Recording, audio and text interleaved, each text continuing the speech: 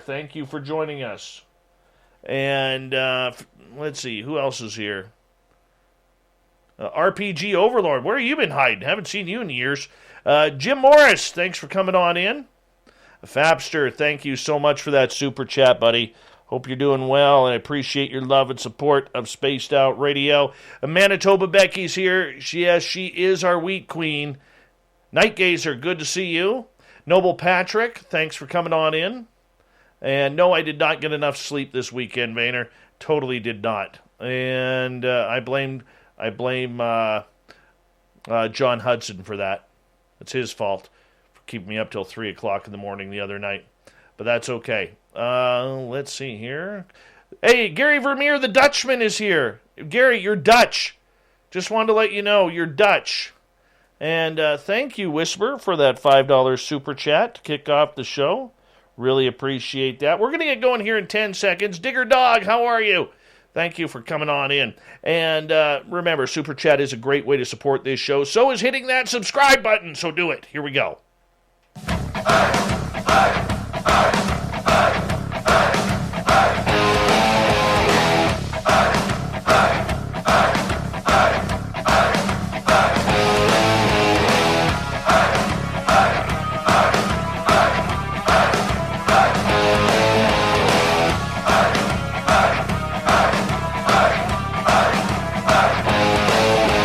From the mountains of central British Columbia to you listening around the world, this, my friends, is Spaced Out Radio. I am your host, Dave Scott, sitting in the captain's chair of SOR headquarters.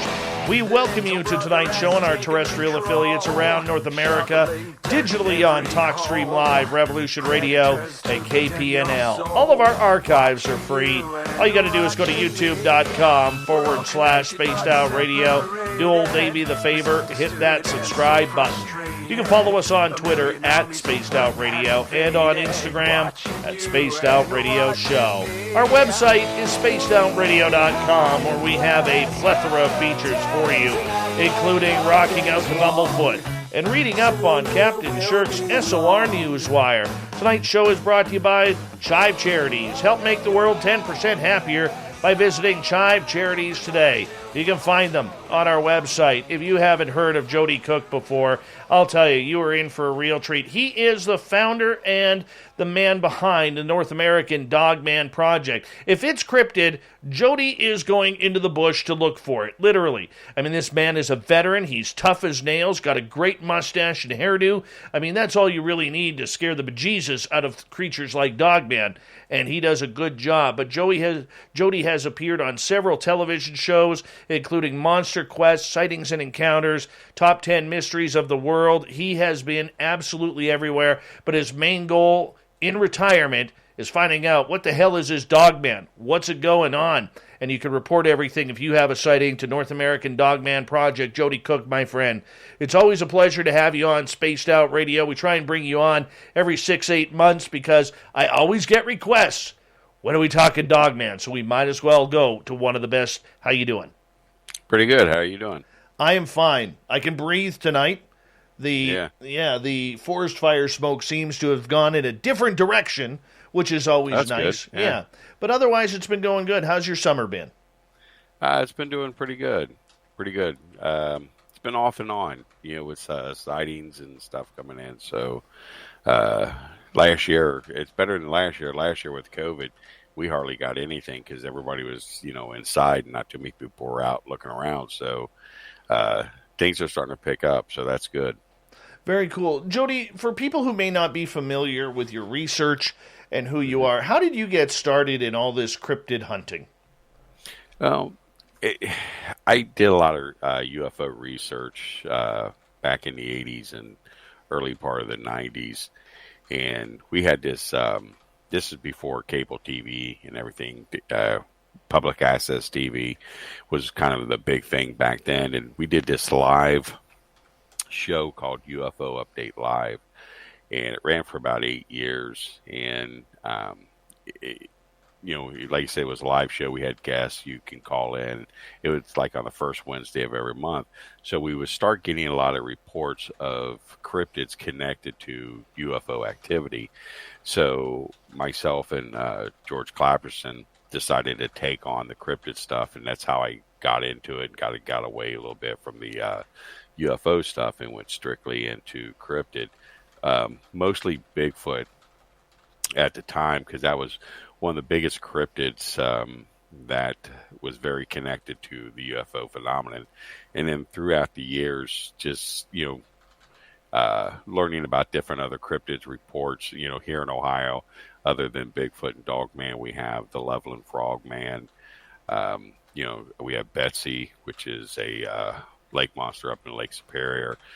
So just a whole lot of this stuff was coming in, and it's just getting to the point where I just kind of had to sit there and stick to one particular cryptid.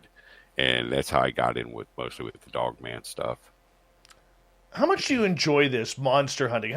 Because one of the cool things that when people, say to me, well, what do you do for a living? When I tell them about the radio show, I said, I'm a monster hunter. I like going out looking for monsters. How does it feel when, maybe your children or whomever tell their friends and family, yeah, my dad, he's a badass monster hunter. Yeah, it's fun. It's kind of neat. My daughter, her fiance, father, loved the idea that, I was doing all this stuff, because before my daughter started dating, his son, he used to watch all the shows that I was on and thought, oh, wow, this guy's neat. He had a lot of neat, interesting stuff. And then, when my daughter got hooked up with his son, it was kind of one of these cool things. And I was on TV the other night, and my daughter sent me a picture of my grandson, in his diaper and his bottle, and he's up against the TV watching Grandpa. So that was what a that moment! Was fun. What a moment! Yeah. Yeah. That just sounds absolutely awesome. So for you, being in the middle of this entire cryptid world and kind of chasing down these stories, how fun has it been over the years to do this? I mean, I could just imagine the rush you get every time a new report comes in. It is. It's very interesting. I mean, even it's not so much the new reports. A lot of this stuff is these older reports that took place that people have had and that they've seen, and the whole idea about the encounter, which is really interesting, because when you get these older reports, those people go into a lot more detail about the report instead of reports that you get today, because they talk about more how scared they were than about the description of the creature or the area. But these older reports, these people just go into so much detail, and it's very interesting just reading all the small detail. So I love it. I get excited. We had one that was actually on the other side of the street from where I live, and that was an interesting encounter. So yeah, it's interesting. Definitely love it. There's a lot of people out there who listen to this show who are still on the verge of learning what we're all about, and what all of these cryptid creatures are. Bigfoot obviously is still the most popular out there going on, and people are still learning that there are such things as frogmen, dogmen, goatmen, goblins, trolls, and even gnomes that turn real from their ceramic garden homes. Okay, and I'm just wondering for you if you could break down this Dogman for people. I mean, when did this come to light? Actually, Dogman, we've got newspaper articles going all the way down until the early 1800s. So it's something that's been here. A few Native American cultures actually talk about it, but it didn't really start to get really, really popular into the late 2000s. So we had a couple very interesting cases that took place, in the United States here. One in particular was the Defiance, Ohio werewolf case that took place in 1972. And that hit not only just nationwide, but worldwide. this case for about a week, give or take. This, what they called a werewolf, was harassing this town. And the very first night this incident actually happened, it attacked 3 men on the railroad up there. Oh, wow. And yeah, it got to the point where, the police were very concerned about it because this thing was killing livestock. It was killing, cattle. And, Ohio had no bears at the time. Ohio didn't have bears until like 1984. And so they were blaming everything on a bear. So it got to the point where the police were concerned, and they decided, okay, well, we're going to say this thing had clothes on. So it was like instead of a werewolf, but a wolf man, which all reports showing it never had, clothes on. But the incident happened, like you said, for about a week. But it's a very interesting case. And there's a rumor that's been going around that Stephen King's novel Circle of the Werewolf, or Silver Bullet, was based on the Defiance case. And there's a lot of similarities that's from that movie that took place in Defiance, Ohio. So Really? that was one of the biggest cases that actually made worldwide, other than like the Michigan Dogman and the Beast of Bray Road. And a lot of these incidents took place in the 80s. But prior to like 1972, everything dealing with Dogman was just basically something that stayed within communities, stayed within people, because no one ever talked about it. If they had a sighting of like a werewolf. Another case here in Ohio, in Germantown, when they Ohio's all farmland, corn, cattle, dairy, dairy state, and Germantown's a very heavily farming area. So they started to build small communities, and when they went into the woods, they went into built one particular street called Butter Street, and this was back in the 70s. So the people would see this werewolf type creature, which they call the Butter Street Monster. But it never made it outside that community because it was something that stayed in that community. People only talked about it in that community until, the late 1990s going into 2000s. Then it started expanding out. So this is how we're getting all this stuff. But like I said, prior to the 70s, everything stayed within the community. You didn't hear a whole lot about it, but it was there and it was happening. There's newspaper articles, about these things going, pretty far back. But, now that you have social media and all these other communication outlets and stuff that's going on, then you start hearing a lot more about it. For you, what made you decide that the cryptid world, and especially focusing on Dogman, that this was an area that you wanted to investigate?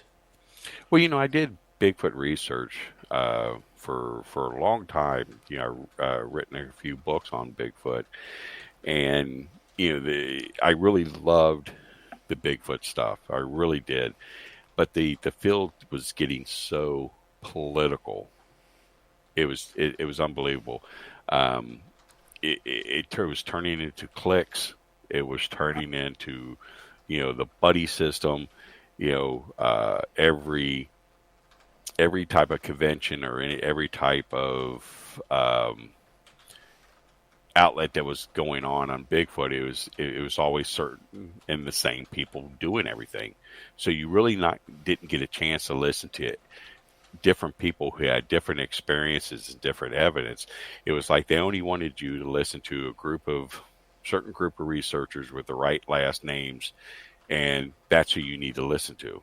So it got to that point. I said, I'm done with this. I've been researching this new cryptid called Dogman, and I was going through my reports going back from the 80s and 90s, where a lot of these Bigfoot sightings, they had either a high pointed ear, or they had a snout, or the legs were backwards like a dog, and people were seeing this thing and, oh, it's a Bigfoot. But what they were seeing was a dog man. So I kind of fell into it because I would start doing a lot more research and finding a lot more newspaper articles about these things going back, you know, 100 years, and it's like, there's something to this particular cryptid. A lot of people are seeing it. We have these small little communities that are seeing these things. They're popping up in newspapers. There's something about this particular type of cryptid that is interesting, and I wanted to look more into it. And I just kind of fell into it. I really fell more in love with Dogman than I did with the Bigfoot stuff. I mean, I was obsessed with Bigfoot, believe me. But this Dogman stuff is just so much better. I mean, some of the reports that were coming out, it was just phenomenal. One thing about the North American Dogman project, and knowing you personally, I know the seriousness that you take this subject, and the high quality of research that you have your team doing. But one thing that I can appreciate about your group comparatively to a group like the BFRO, you guys are not editing any type of reports. You're not ruling out anything that may not fall in the realm of normalcy or anything along those lines. Why do you take such a different report than your counterpart in the Bigfoot world? Well, the thing of it is, it gives injustice to your research when you do that. We get so many different reports coming in that's, not only flesh and blood, but supernatural, extraterrestrial in origin. We've had a few, which is what you consider transformation type thing, where one organism transfers into another organism. But we get them, we look at them, we talk to the people, we just don't shove them aside. But, excuse me, you have to sit there and look into everything, and you can't be judgmental about it. Yeah, you get some of these reports that are just so far out there, it's just, it's not true. But you have to look into it. We post everything that comes in. We have a map. We put all the reports in there. I just don't want to hide anything from the people, because when you start doing that, then you start, not only you're lying to the people, you're lying to yourself, and I can't do that. Like I said, some reports are so far-fetched, but still,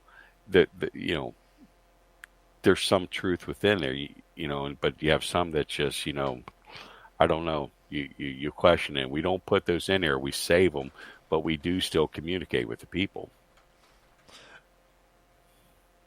Even though, you try and eliminate the woo factor. Mm-hmm. Okay, you're dealing with a woo subject, and you're not afraid to keep those reports because they are the experiences people are having. Mm-hmm. Why not edit them? Why not be like the BFRO and erase those reports or edit those reports to make them sound a lot more credible to the mainstream? Now, I'm saying this facetiously because I don't agree with doing that. Right. But why not take that same stance? Because it's you're lying. You're lying to the people that are reading the reports. You don't want to embellish anything.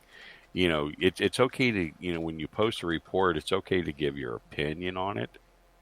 But don't change anything, because, when these people give reports, you can see their emotions, in their report, the way they're talking.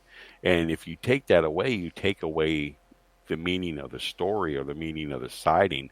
And mostly you take out the emotion that the people are dealing with. Now, I don't want to sit there, and get a report and, okay, it's kind of slow, but, let's pump it up a little bit. No, I'm not going to do that. We've never done that. The BFRO has done that. I mean, we have members in our organization that are members of the BFRO. And, these guys are like saying, the BFRO gets a lot of Dogman sightings. They get a lot of them, but they're told, don't report them, don't post them, don't talk about it.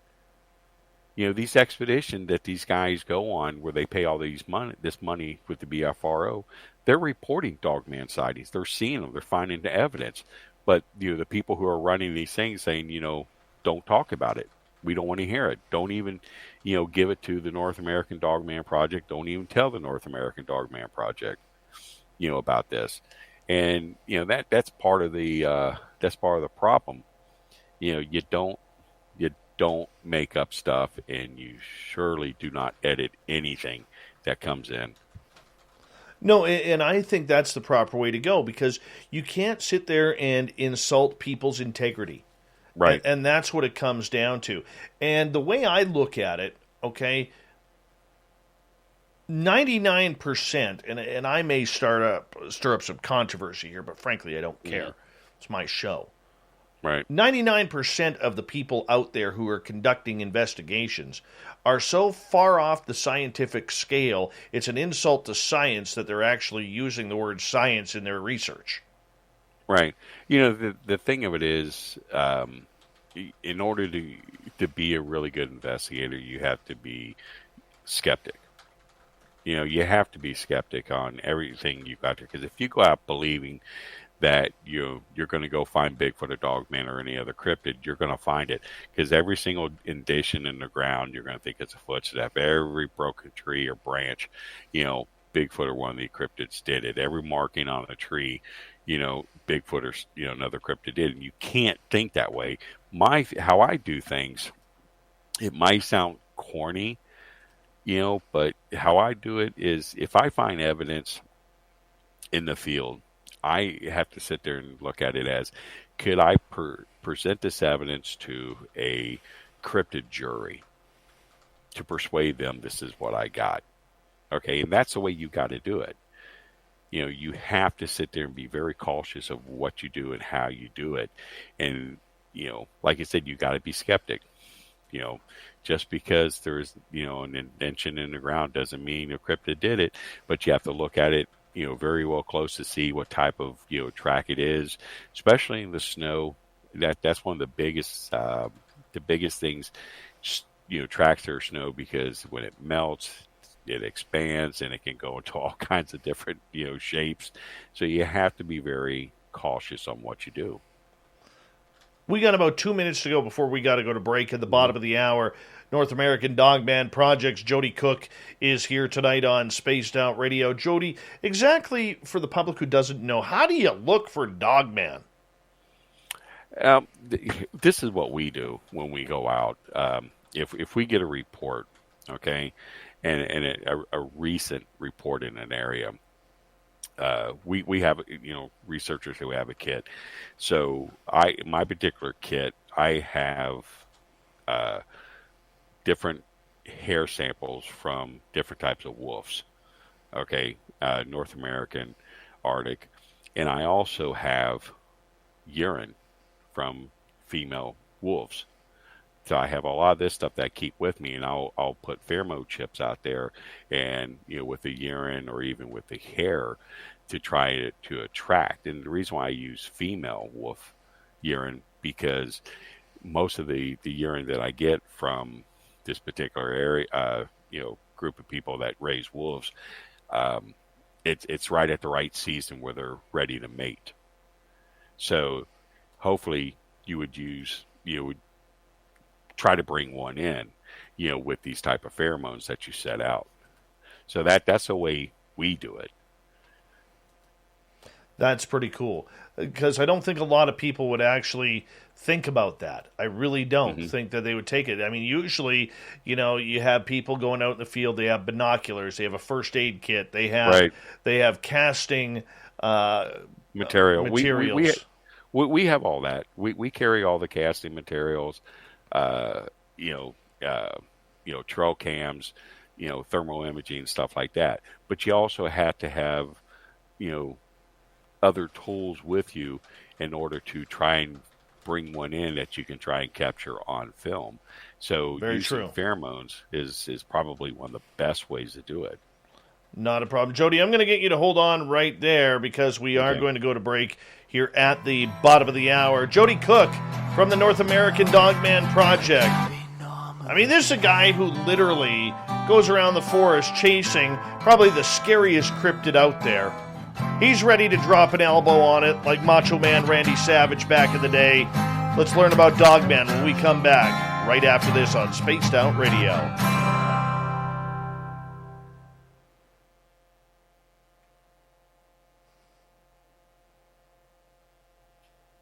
All right.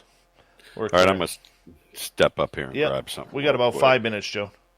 Okay. I'm going to show all you guys something here on StreamYard. Let me just do this first. Hold on. Remember, we'll take questions in hour number 2. For all of our new listeners, I'm seeing a lot of new faces here, and thank you for listening in tonight. Really appreciate it. And I'm just going to remind you that we are a live radio show, which means that we are going to be going to commercial break to time everything out with our radio station. So you kind of get the background sights of what's going on here while we are on a commercial break here, so-called. So you get to hear the conversation. I want to share something with you. Gary the Dutchman, owner of Mighty Moose Beard Oil, sends me this picture here, while he's watching the show. And, because he's Dutch, and, them Dutch are cheap bastards, he doesn't even share his potato chips with us. He makes sure he keeps those away.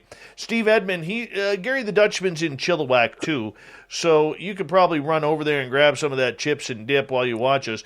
And, there we are on the big screen right here, and, those are looking like some nice potato chips there, very crisp. And it looks like we got bacon and onion dip here. Bacon and onion dip. I'm just, I'd like some of that. I'm not going to lie. I'd like some of that bacon and onion dip right now. And I think I just gained weight trying to, look at this stuff. But anyways, that's how Gary the Dutchman is spending tonight. I know. Doesn't invite any of us over. And but that's okay. That's okay. We're okay with that, Gary. We're okay. He says, come on over any time. Yeah, right. You're 4 hours away. I can't come over. Come on, man. He's laughing right now. I can feel him laughing. I can hear him. That typical Dutch laugh. All right. So let's see who else is new in here.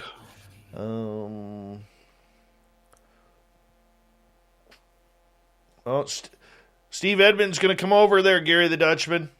He's coming over. Wants them chips. Black Dragon, thank you so much for that awesome super chat, man. Appreciate that. Want to say a big thank you as well to Andrew, to Ozzy Grace, looking lovely tonight, Apollo, Tim, Whisper, Fabster, and Nicola for the awesome super chats. It's a great way to support what we do on this show each and every day. No Vayner, there is no scent of beard oil that has breakfast for dinner scent. We do not promote breakfast for dinner around here. Jody here, he's a tough guy. There's no way he eats breakfast for dinner. Do you eat breakfast for dinner? Every day. You bastard. I thought you were better than that. No, we do that a lot here in the States. If I could throw this pen at you right now, I would. Terminator T800, how you doing? Welcome to the channel. Who else has walked right in here? Looney, what's happening? You're worth $1 here, buddy. You're worth $1. Oh, there's Cousin Gary. Don't diss the Dutchman. Cousin Gary, by the way, he's 62 years old. His mustache is 58. Just so you know. He's got a 58-year-old mustache. It is highly coiffed. Highly coiffed. Yes. Let's see here. D. McKenna, good to see you.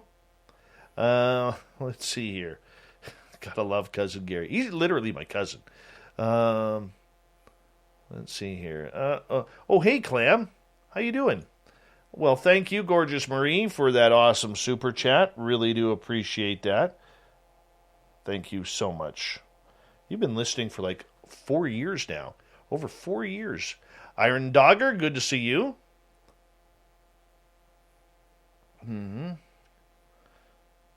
All right, we have about 45 seconds before we're going to come back here. Terrible breakfast for dinner, people. Gotta try it. I do, every breakfast. Eva.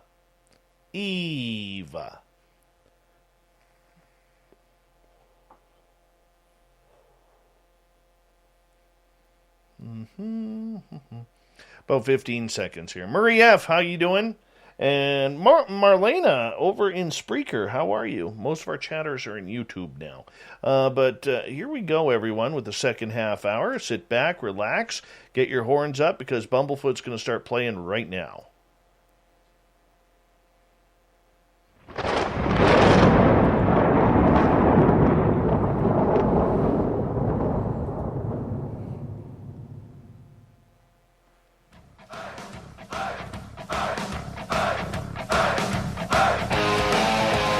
Second half hour of Spaced Out Radio tonight. My name is Dave Scott. Thank you so much for joining us. We really do appreciate earning your listening ears. I want to remind you that if you've missed portions of this show or others, check out our free archives by going to youtube.com/Spaced Out Radio. Do old Davey the favor, hit that subscribe button. Our website, spacedoutradio.com, where we have a plethora of features for you, including rocking out to Bumblefoot and reading up on Captain Shirk's SOR Newswire. Follow us on Twitter at Spaced Out Radio and on Instagram, Spaced Out Radio Show. We bring in Joedy Cook tonight. He is the man, the myth, and the legend behind the North American Dogman project, and we are talking Dogman all night long here on the big show. And Jody, I can tell you this. I've seen Sasquatch. I've been chased out of a forest by Sasquatch. But there is nothing more that freaks me out than the potential thought that here in British Columbia, where I am, that Dogman is running around.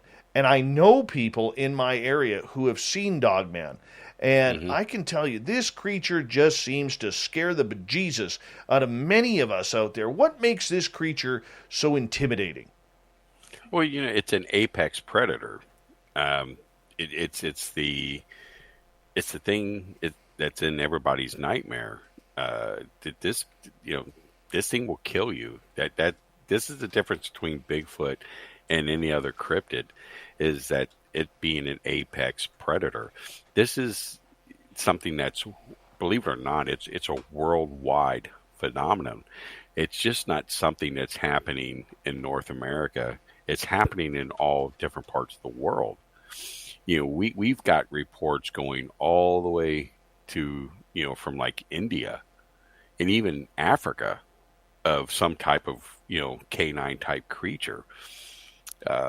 This thing is, I think what people love about it the most is that it's mystical, and it's probably one of the most believable type monsters that are out there that, people grew up on watching movies and things like that. People, I think, really believe that, the possibility of something like this could exist. This creature, from people who have come face to face with it, literally will say they almost get like a telepathic message from it saying, you better leave. Or if you're carrying a rifle, it would not be a good idea to pull that trigger. Is this creature truly telepathically communicating with people? Well, like I said, we get a lot of reports where, like I said, it's either, flesh and blood, where they've said these things are supernatural, where they're, telepathically talking to you, or it comes in through a portal or something to that effect. And then, like I said, extraterrestrial connected. So, believe it or not, a lot of these, as a whole, fall within the supernatural. We do get a lot of these, and we've actually got a few reports from different people that has had good encounters with them, where they have basically, when they have talked to them, or it was talking to them, it was nothing that was dangerous or nothing to the point where it was threatening, But it was just basically, you're just in the wrong area. Just leave. Not, leave or I'm going to kill you type thing. It was very pleasant where they have actually picked that up. So we do get a lot of reports dealing with that. But like I said, the biggest thing right now, if you break it down into the three, they really fall into the supernatural. Okay, so one of the arguments that I always hear about both Bigfoot and Dogman is, if these creatures have supernatural abilities, how can they be apex predators feeding off of animals such as deer or wild boar or any type of animals that's out there? Well, the thing of it is with Bigfoot, okay, and like I said, I've researched this for years. Bigfoot is nothing like what the movies have, where he's going into campsites and ripping the campsite apart and killing everybody. There really isn't any definite reports out there where Bigfoot has just killed somebody. He'll chase you out of the area. He'll throw rocks. He'll throw sticks, bluff charges, things like that. But Dogman is a whole complete different situation when it comes to that. So between the two, you're better off with an encounter running into Bigfoot than you are Dogman. It's just not every single encounter where you run into Dogman has, something to do with your, it's trying to kill you or it attacked you or something, to that effect. It's just, you're better off on a Bigfoot sighting, of not getting hurt to, a Dogman sighting. Believe it or not, a lot of these Dogman sightings where people have had interacting with them has been from a pretty good distance. But where it's got to the point where they leave the area, this thing is still tracking them and they're able to see it. Bigfoot encounters that are very similar to that. Bigfoot, you can hear him while you're leaving the area, and he's not letting you see him compared to Dogman that's letting you see him. But here's another thing that we noticed on a lot of the reports that were coming in when situations like that where people have seen a Dogman and they're, slowly moving the area and then they know they have one that's tracking them, but they end up seeing another one. And then they end up seeing another one. So where it's kind of like, they're letting you see the one and they're trying to flank you or they're trying to, get you on each side, like a, hunting pattern or something like that. That's very typical to, say, Velociraptor, where they allow you to see one and let you know it's there and you're concentrating on that one, but you're not able to see the other ones that are either off to the side or, in front of you. So it's a completely different situation as it is with Bigfoot. No, and I can see that, and I can appreciate that. But what has this creature so pissed off, like a house cat? Why do we think it's so angry? Well, it's not. I don't think that it's angry. It's like this, and I think this is the same in the Bigfoot community as it is in humans. You have good humans, you have bad humans, and you have some that's just not right. And you have that, I believe, in the Bigfoot community, and you have that in the Dogman community. But you have to understand you're dealing with an apex predator. If let's say you're in Africa, okay, and you run across a lion, the chances are that lion's not going to kill you if he's already have eaten. If he's already eaten, he's probably going to go ahead and ignore you. He's only going to attack you if he's hungry or he finds you to be a threat.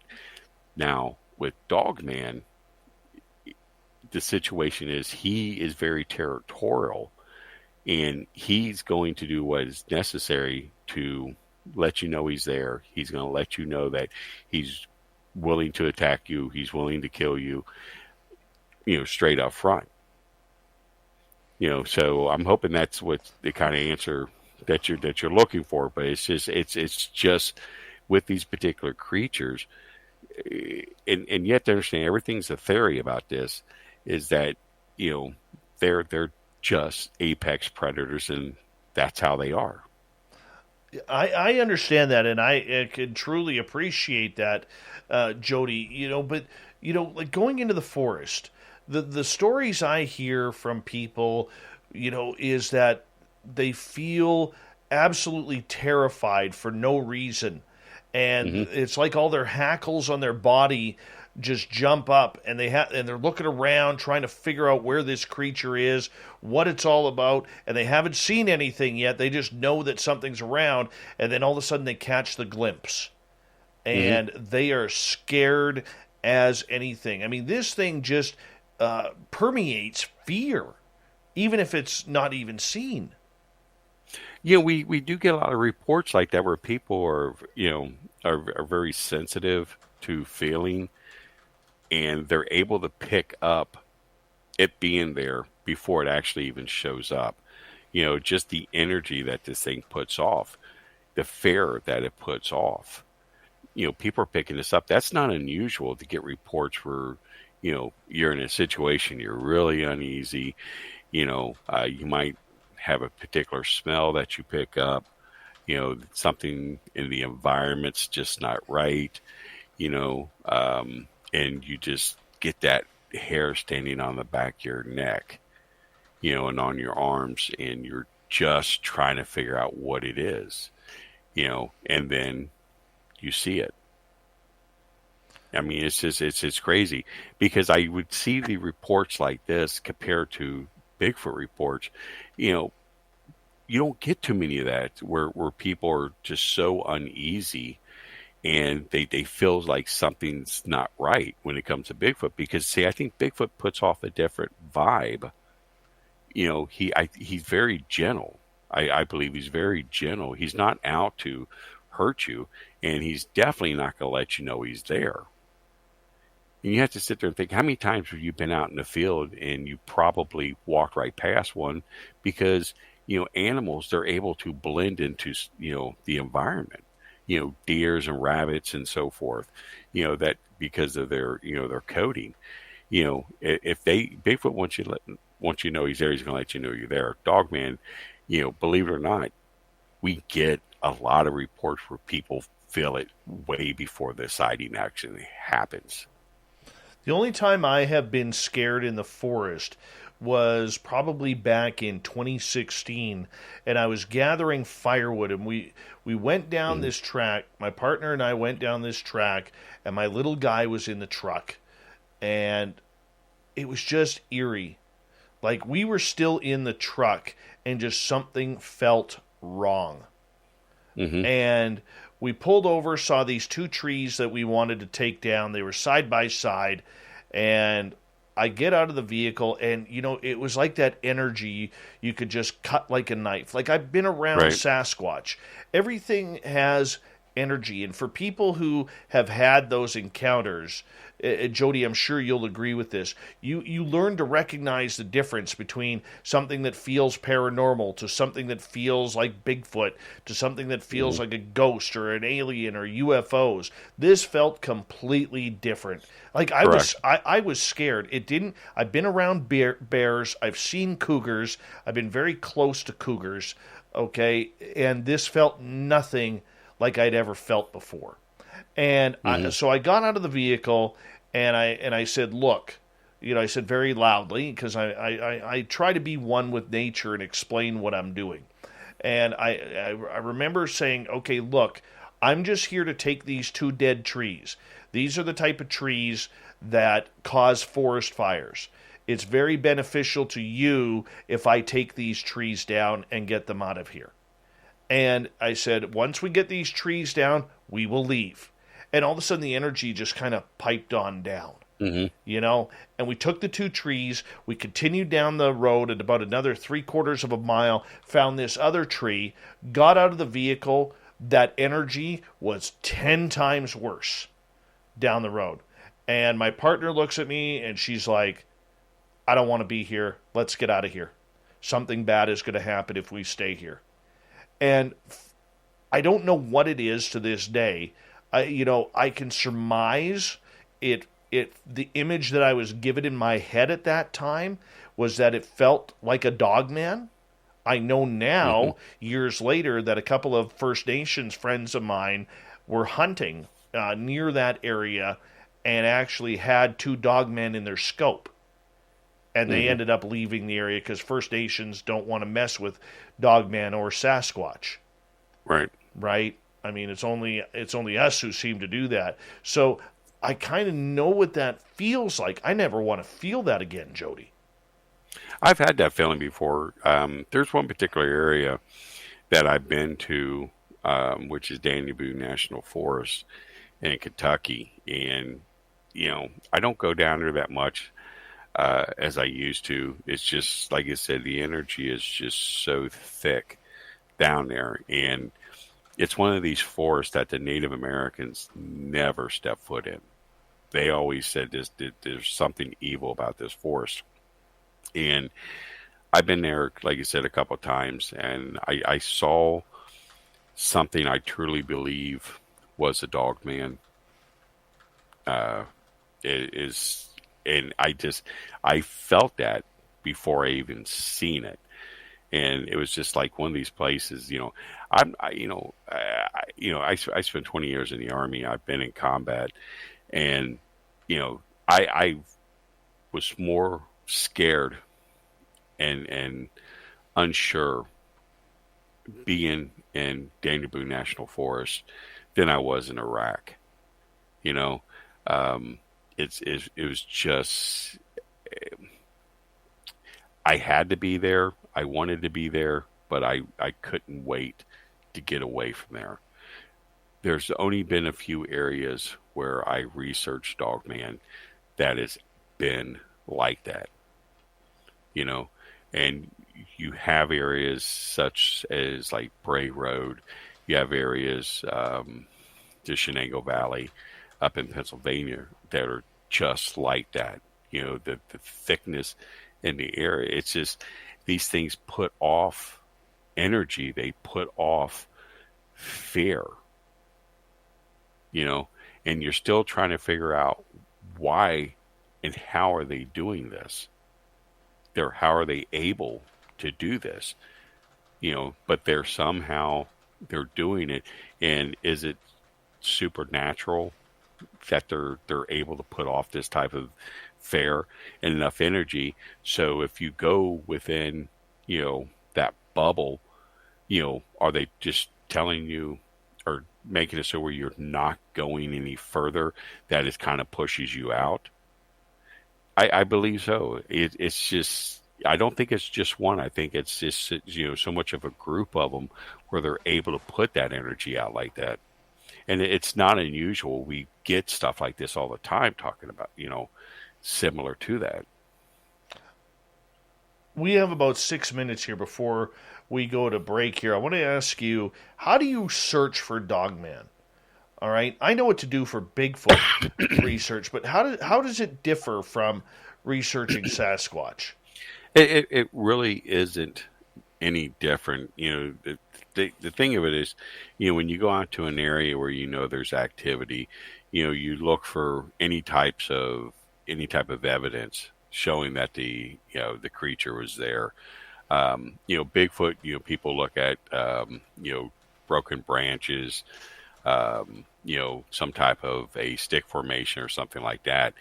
Dogman, what you look for is not so much broken sticks. You look at markings on trees. Because one thing that we notice in a lot of different areas, you find scratch marks on trees, or you find like bite marks on trees. And that is kind of a tall tale of, there's definitely something there. You look for tracks. But that's... Okay, let me stop you there. What's the difference between a wolf track and a dogman track? Well, a typical wolf track, okay, is anywhere can go up to about 5 inches, okay, depending on the size of the wolf. But you have to understand something. If you're in an area where there's no wolves and you've got a large canine track, okay, and kind of compare it to a domestic dog, then there's definitely something there. Now I have a 140-pound German Shepherd male, so I have a casting of his print. So he's a big boy. Okay, so I have a casting of his print that I keep with me, so I can compare it to, just in case if there's a coyote print or a coy dog or something to that effect. And the shape of the print has a lot to do with it, because the digits are actually a lot longer and a lot wider than a typical canine style track. That's big. Yeah. That is big. Oh, yeah. Okay, so when you see something like that, do you feel that, like with Bigfoot, they seem to travel in packs? You may only see one, but they seem to travel in packs together. I know when we had the encounter with one, the second one showed up from a completely different area, and that's when we got chased out. A lot of researchers will call them sentries. Are dogman more in a group pack, or like wolves, or are they more solitary? What we're believing is what I believe they run in small packs, but there's always what you would call a lead creature or lead dog man. Basically, you have the pack. The pack can consist of 2 to 3. Okay. Then you have one that's actually a point man is the best way to say it. He's out there first going through an area, and the other ones would basically kind of follow him. And that way, there's a barrier between him and the pack. So if he sees something or hears something, he's able to be in contact with it first. So they'll be able to be in contact with him, and that's when they go out and spread out into, what I call like an attack zone, where same thing what I was talking about, like, a velociraptor type thing, where, it sees you see it, and it's letting you see him while the other ones come in, for the kill. Wolves normally don't act like that. It has happened in situations where wolves have done that, but wolves normally come at you full blown. But in these incidents, people are seeing it. They're seeing this when they're letting them see it. And we even had one of our researchers that particular incident actually happened to him. And the one that came out to the side, he ended up shooting it point blank in the chest with a .357 Magnum. Yeah. And it did not affect it at all. Well, that's the thing. Can this creature be shot and killed? We hear all these stories about people who have fired on this creature and hit it, much like Bigfoot, except we never hear about these things going down. Well, I have a theory on that, okay? And my theory is when people talk about they're shooting this thing, if you look at the description of Dogman, it's very thin, has a massive chest, long arms, long legs. I believe that when you look at the chest itself, the skeleton of it, you have the sternum. Ours is just a small piece of bone that goes down the center of their chest, and you have, the ribs. I believe this thing is very much larger, where it goes across and covers majority of the chest, and you just have a small pieces of rib, and it's very thick, and it's there to protect the vital organs. So if someone does shoot it in the chest, it's able to absorb the shock from the bullet, because it's a very thick bone, and I really believe that. And then when you get a lot of these stories where these things are, they're standing up and you hear like a popping sound. You get a lot of that, a lot of reports, and I'm thinking that these things probably has a separate type of joint in the hip and a separate type of joint in the shoulders. So when it has a joint for when it's all when it's down on all fours, and the joints when it's up on two legs, and you hear that popping sound. So I think their anatomy is a lot different from your typical canine. Makes sense. Jody, I'm going to get you to hold on right there. Joedy Cook, head of the North American Dogman Project.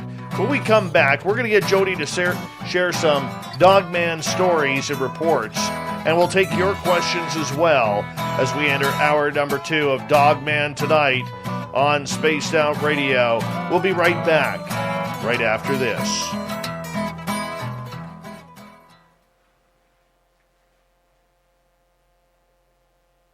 All right, man, we're clear. Okay. Corey Christopher, how are you?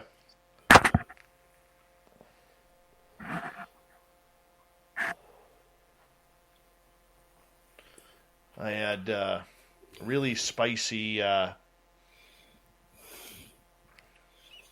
what the hell did I eat for dinner? Breakfast. No, I had real spicy butter chicken for dinner. And I am like heartburning, and I'm already on Tums, and it's like, oh my God. But it was so good, I would totally do it again. But I'm like, oh my God. I'm not a big person with spicy food, you know. Oh, I get you. Silent Edge Manny, how are you? I know we have a lot of new listeners checking us out for the first time tonight, especially in our chat room. I just want you guys to know, as a quick reminder, we are a live radio show, so that's why we take commercial breaks. But on the YouTube side of things, we kind of just hang out here and shoot the breeze, so to speak. So that's where why you're seeing kind of the show take a pause. We're not a podcast. We're a live radio show. So I just wanted to let you guys know, and that way you're not like, what the hell is this all about? Anyways, so that works. Give me 2 seconds here, because we know Gary the Dutchman is watching tonight out in his comfy abode in Chilliwack, British Columbia. He's got his potato chips, his bacon and cheese potato chip dip, and we're all kind of jealous of that right now. But he is also the man behind the Mighty Moose Beard Oil. I'm using my favorite here, the Winter Blend. If you go to MightyMooseBeard.com, you can get some yourself. And I'm going to tell you, Gary, he's got some good stuff going on here. Hey, and Zane, thank you so much for that super chat. Really appreciate that. Long time, no time, by the way. Anyways, there's one thing a Dutch person hates to do in life, and that's give you a deal. Okay, they want every dollar for themselves. And Gary here, he barely has any teeth left because he's grinded them all, because our Spaced Out Radio listeners have used promo code SOR2019 to get a deal from Mighty Moose Beard Oil. So you go check them on out. Remember, you're paying in Canadian dollars. All right? Show you how it works. You just grab the squeeze bottle like so. All right? Get a little bit like that. You drench it into your hands like so. Then you rub it together in your hands. Your hands get nice and oily. And then you just massage it in. That's it. That's all you do is massage it in. It's all natural. No chemicals. Gary the Dutchman's got a good thing going on here. But, it smells great too. But you got some on your hands. What do you do? Ladies, this is for you too. You can just massage it into your hair. Just massage it in. It helps prevent split ends. It helps keep your hair feeling a natural oil, which your hair should be naturally oily. That's what I learned as I grew up my hair. And once again, if you want to piss off Gary the Dutchman, go to MightyMooseBeard.com. Check out promo code SOR2019. Order yourself some beard oil up today. And like I said, use the code. There's nothing that's going to get Gary more angry than having to use that code, because you can't pay full price. And Dutch people love it when you pay full price. Take advantage of it. MightyMooseBeard.com today. Sorry, Jody. Had to get that commercial in there. Not a problem. Yeah. Selena, how are you? Welcome to our chat room. Jorge Osorio, welcome to the chat room. You're from Chicago. Great to have you here, my friend. Thank you so much. What else we got here? Sinister Vax, good to see you.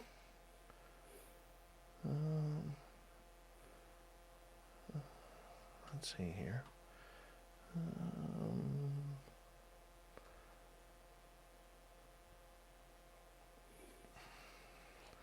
I'm going to pop a couple more Tums here. That apple cider vinegar is disgusting. I'm not taking it. Uh-huh.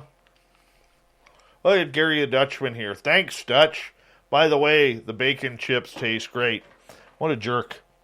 What a complete jerk.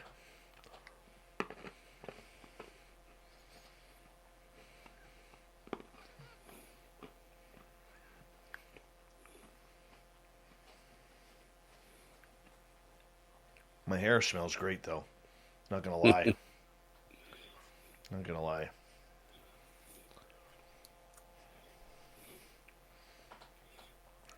I tell you, Dave, what you might want to try. Do you have Sally's Beauty up there? No. Okay. Look for a shampoo called Sterling Silver. Oh, yeah? It's for people who have gray hair. And I use it, and it really brings out the grayness in the hair. It takes away all the yellow and the darkness and stuff, and it gives this really beautiful gray look. You know, well, your hair for high and tight. You're really packing some stunning hair there. I'm not gonna lie.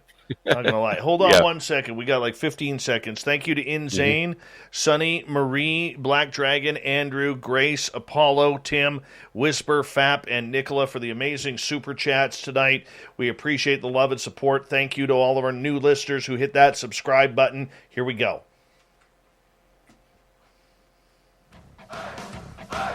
You're listening to Spaced Out Radio with Dave Scott. Follow Dave on Twitter at Spaced Out Radio and on Facebook, Spaced Out Radio Show. Hour number 2 of Spaced Out Radio is underway tonight.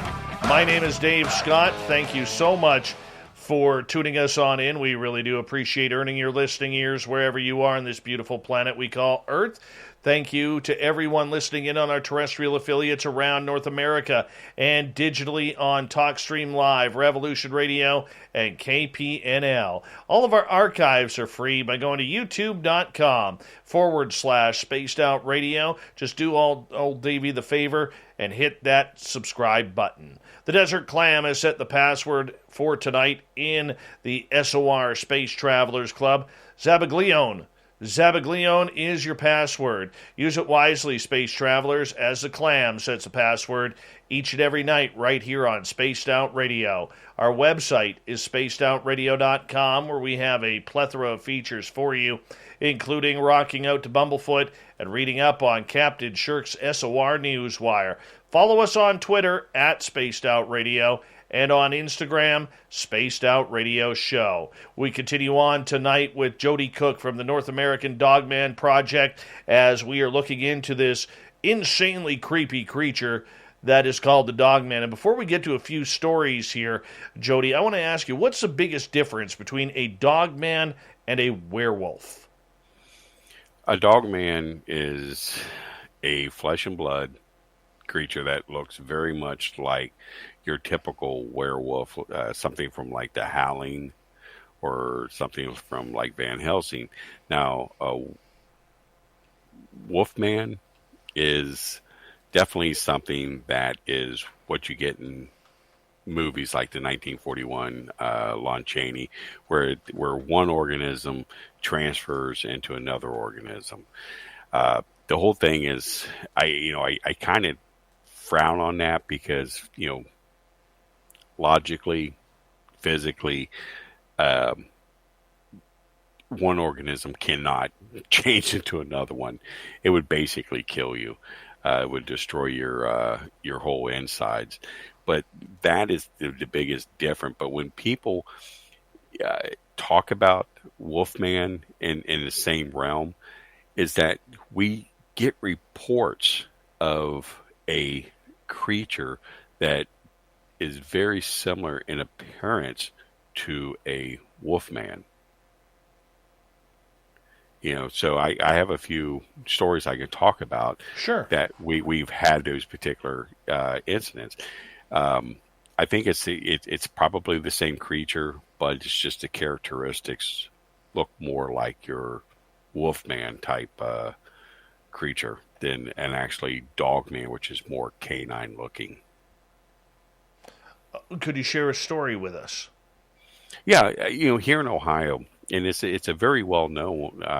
It's the London, Ohio werewolf case, and the people who have seen this particular creature always described it as a wolfman, something like your 1941 Lon Chaney type creature.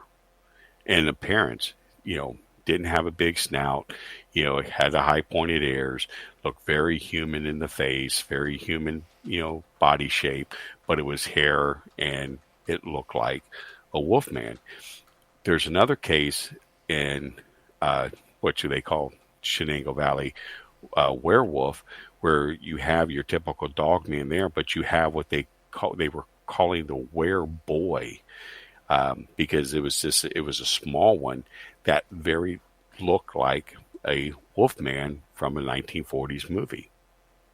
So you do get cases like this where you have that particular type of look on, the creature. But is it the same type of species of dogman? Probably is. But there again, it also could be a different breed of the species. And we get these stories that are just fascinating, because a lot of them, believe it or not, have clothes or wearing some type of clothing. And it's strange, that we're getting these reports where people are seeing what they are calling werewolves or wolfmen type of werewolf. There was a case in northern Kentucky where this woman was jogging, and this is in a residential area, and there's a small little park with a wood line, and this is early morning, and she's jogging. She looks down, she sees this thing standing, hairy, but it had just a shirt, and she said it was like a wolf man, but they call it werewolf too. But it was, the way she described it, it was, something out of an old horror movie. It had the kind of the dog nose. It had the, teeth coming out, on the bottom jaw. You saw the high pointed ears, but it didn't look like your typical canine. But that particular case was just so fascinating because it was so close to, to my home. And that the fact that it was wearing clothes. And there was another one where a woman saw one look through her window, same thing, wearing some type of clothing. And the Shenango Valley Wolf Boy, there's a lot of newspaper articles on that and drawings. It's the same thing. So is there another type of species of what you call werewolf? Like I said, or wolfman. I just can't see transformation. I just can't accept that. We do get stories about it, but these stories, like the Shenango Valley Wolf Boy, they're just so fascinating. You have to look into it. Are these things wearing clothing, because they're trying to mimic humans? So where, they look not so threatening, that's kind of a possibility. And this is something really new to the dogman community, that these cases have been popping up within, the last 10 years. And that's the odd part about it. You said that there has been an increase of reports coming in over this year comparatively last year when most things were locked down. What kind of reports are you getting? I'd love for you to share a couple of reports with us that have really tipped the scales to this phenomena. Well, we had one which was extremely fascinating. There's this guy that raised German Shepherds. He had a breeding area and is in a very rural area. I think the closest neighbor to his house was, probably, 50 to 100 yards on each side. Very heavily woods behind his home. So he had the kennel area that's set right behind his house. Single father. He, been raising German Shepherds, I think, probably, 15 years total. So him and his daughter was out one day walking in the woods behind the house, and he saw something that was laying on the ground there, and he was just looking at it, and he was like, maybe that's one of my dogs that got out. And the thing was, like you said, was in a laying position up against a tree, and then it gets up on all fours, and it kind of like starts coming, towards him, and then it stands up on two legs, and it's walking real slow towards him. But, this is about, 30, 40 yards away from him. Okay. So he grabs his daughter, who was young. He's holding her. He's walking back, keep looking back at this thing. It keeps taking a couple steps forward. And it got to one point where it just stayed, and he got back into, his residential area. So nothing really happened for a couple of days. Then the dogs were going crazy one night. He goes out, and one of his dogs is dead, just ripped apart. Now these dogs are in kennels by itself, and it happened like every other night. Something would break into the kennel and kill the dogs.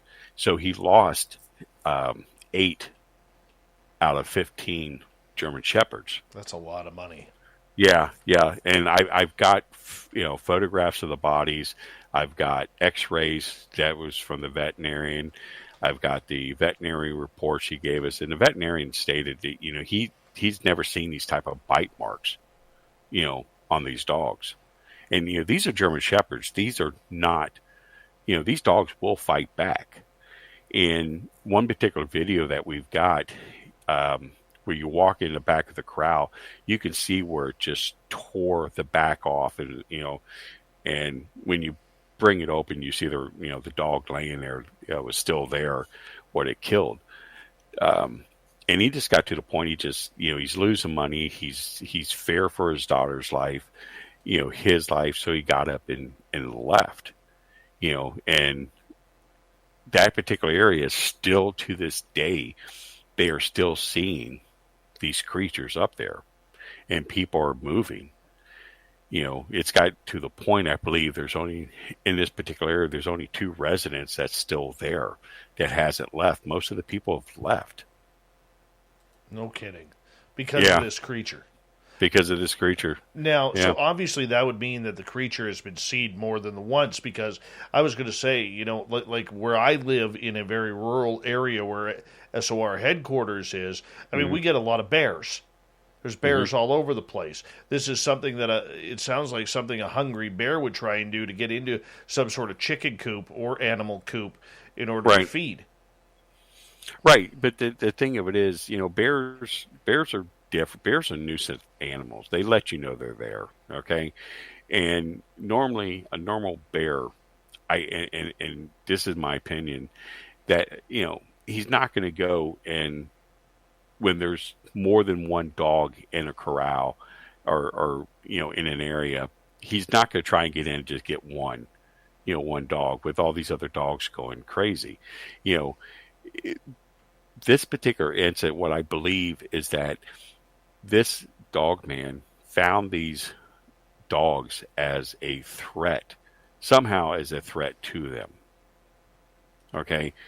And even though they were, contained where they could not get out, but they were still a threat, or he was, this dogman was proving a point that, I can get you any time, and I'm doing this by going after your dogs.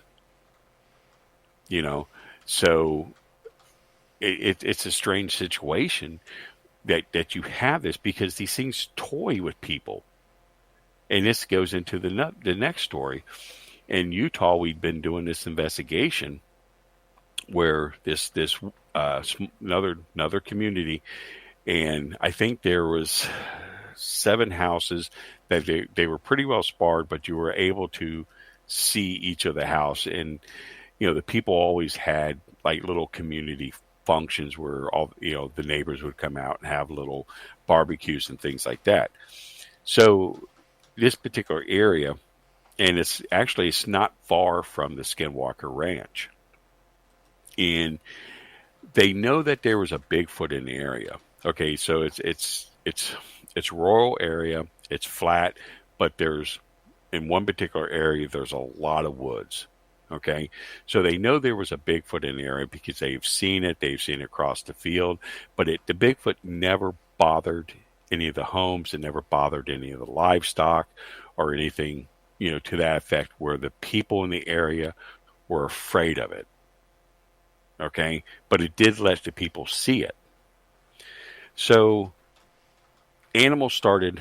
pets start coming up missing, livestock start coming up being killed.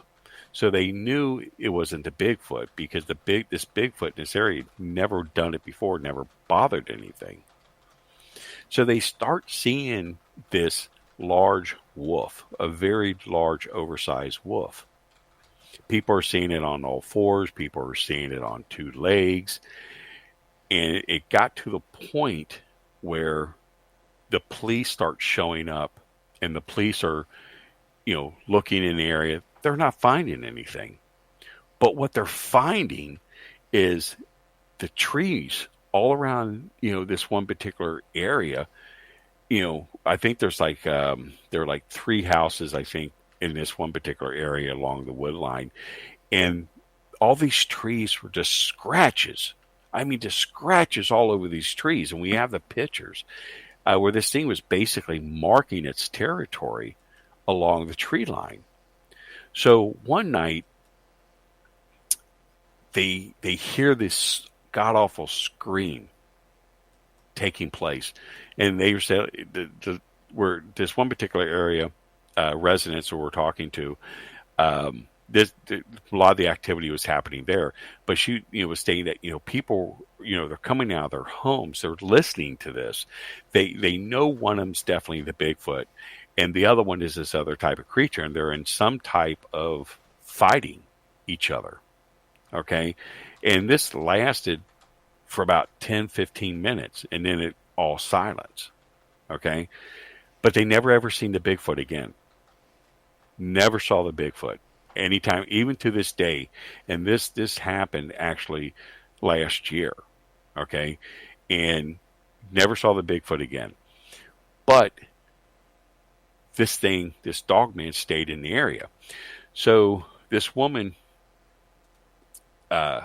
she has 3 horses, and whatever it was, tried to get the horses, tried to attack the horse. She had all these scratch marks, all on the back of these horses. One particular one, in the front part of the chest, you see, and I can show you pictures of this, 5 claw marks going down the front of the chest, meaning that this thing was in front of the horse, and the horse was fighting off this thing, but it was able to get one swipe on front of the horse. And it's really, it's awful looking, because you can see how the front of the horse started to swell and bubble out, like it got some type of infection from the scratch. And the daughter, one night, where her room is, there's security light there that's like right by the corral. So she heard the horses kind of, get upset, and the light pops on. She looks out the window and she sees this, what she described was a large dog-like wolf doing what she would said was like a army crawl on the ground by the corral. Wow. Yeah, and she drew a picture of it, and it's really beautiful. And this picture that she did, and can I just ask you a question right there in regards to that? because a lot of people will ask the question, why didn't she have her camera with her? She has a cell phone. Why wasn't that with her while she was watching this? Or why didn't she turn it on? Well, she was a young girl. Okay. Yeah, she was, 12 years old. 12 years old, they have phones, but, this was just, something that happened in the middle of the night, and she didn't think anything of it, I guess. But the mother had a cell phone, and she took all these other pictures of what took place there. So, this woman's a animal right activist. Okay. She loves animals. So she was walking on a trail behind her home, and she's noticing all these scratch marks on the trees. So she's taking all these pictures. Well, there was a fawn laying right in the middle of the trail there, and the reproduction organs were missing on the animal. Okay, so she decided she didn't want to leave it there so other predators would go and run off with it. So she goes up to her house to get a shovel because she's going to go bury this. When she came back, it's gone. It's no longer there. Okay, so she's thinking maybe a predator might have went off and picked it up. And I asked her, I said, weren't you afraid, knowing with all this stuff going on, that this thing might be out there in the woods? And, she said, yes, I do get scared, but, I do like to take my walks, but I don't take my walks far in as I used to. I'm still within where I can see my home. And so she goes back to put the shovel back up, and then she comes back down the trail, and it's laying there again. Same spot. And this has happened to her. It has happened to her husband, where whatever this thing is playing with her with this body of it, with this fawn. It's kind of a strange situation, that they're dealing with, and even like I say, even to this day, this thing is still in the area. We have cameras and stuff up, but we haven't been able to catch it. But like I said, there's just it's a really odd situation. What's going on with this particular dogman in this area? And they know it's a dogman. They've definitely seen this thing. With 2 minutes to go here before we got to go to break at the bottom of the hour, how are all of these creatures having the ability to stay elusive from any type of trail cam or camera system? Well, here's the thing. This is a belief, okay? Trail cams and so forth are made out of petroleum. Okay, they're plastic. And I think that these things are able to pick up the smell. And either they're unfamiliar with it, or it might do something to their sense of smell where they don't go in to where the camera is. Now, bears are different. Bears will go straight to the camera and they'll eat the camera. It has happened. Okay, but when it comes to like Dogman and Bigfoot, a lot of these trail cams, they have infrared lighting on them. Okay, maybe they can pick the infrared up from the camera. It's I don't know. It's a really odd situation where, and I thought about this. Why is it that no one is getting really good pictures? They got to be a reason why we're not getting pictures from trail cams. Is it they're able to pick up the infrared? Is it that the smell from the petroleum is pushing them away? We just don't know. Nicola is asking, with 1 minute to go, so you believe this creature has a good intelligence? I believe it's intelligent. I believe it's problem solving. Definitely. Common sense, probably not, but intelligence, yes. That is amazing. And I believe Sasquatch has that ability too. It always makes me wonder, though, as we're about to head to break here, Jody, with these creatures, they always seem blurry. I don't believe that everybody is a bad photographer or bad videographer. I think people have tried to catch some stuff and caught some things, yet no matter what, it comes out blurry. I don't know why, but I think they have this ability to do something along those lines. Jody, you stay right there. We are halfway through the show tonight on Spaced Out Radio. We are joined by Joedy Cook, the president, the head, the creator of the North American Dogman Project. We will take more of your questions in our chat room when we come back.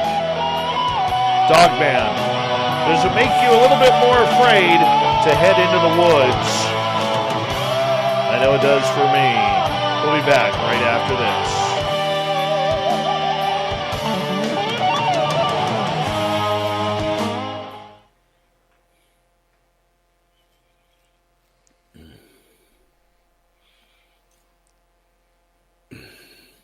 All right, we're clear. 1 second here. Raul, I know what you're talking about. There's different chat rooms for that. We're talking Dogman tonight. We're not talking vaxes. We're not talking politics. We're not talking that stuff. All right? My chat room. All right? I'm the one who keeps bringing you back in because I like you. Play by my rules. This isn't a democracy in this chat room. It's a Daveocracy. Or Davianism, whatever you want to call it. I make the rules. All right? Enjoy the show. I know you like our programming. You're always more than welcome here, but I'm singling you out right now because I've asked you twice now. All right? Come on. You know better. Sorry about that. Politics. 100 other rooms out there. Thousands of other rooms. Let's take a break. I'm sick and tired of that crap. It's not just him. I mean, it's very easy to get sucked into that conversation. I get sucked into it all the time as well. Okay, but I just really try. After people have had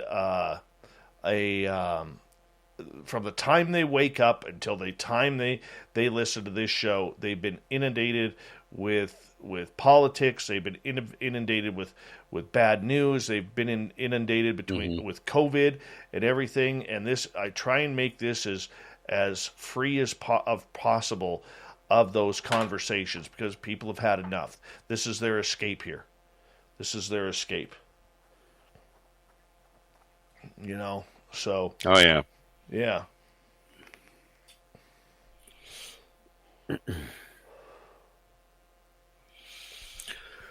Oh, man, this is like way past my bedtime. Yeah, but you're doing well. You're doing well. Hi, Shar. How are you?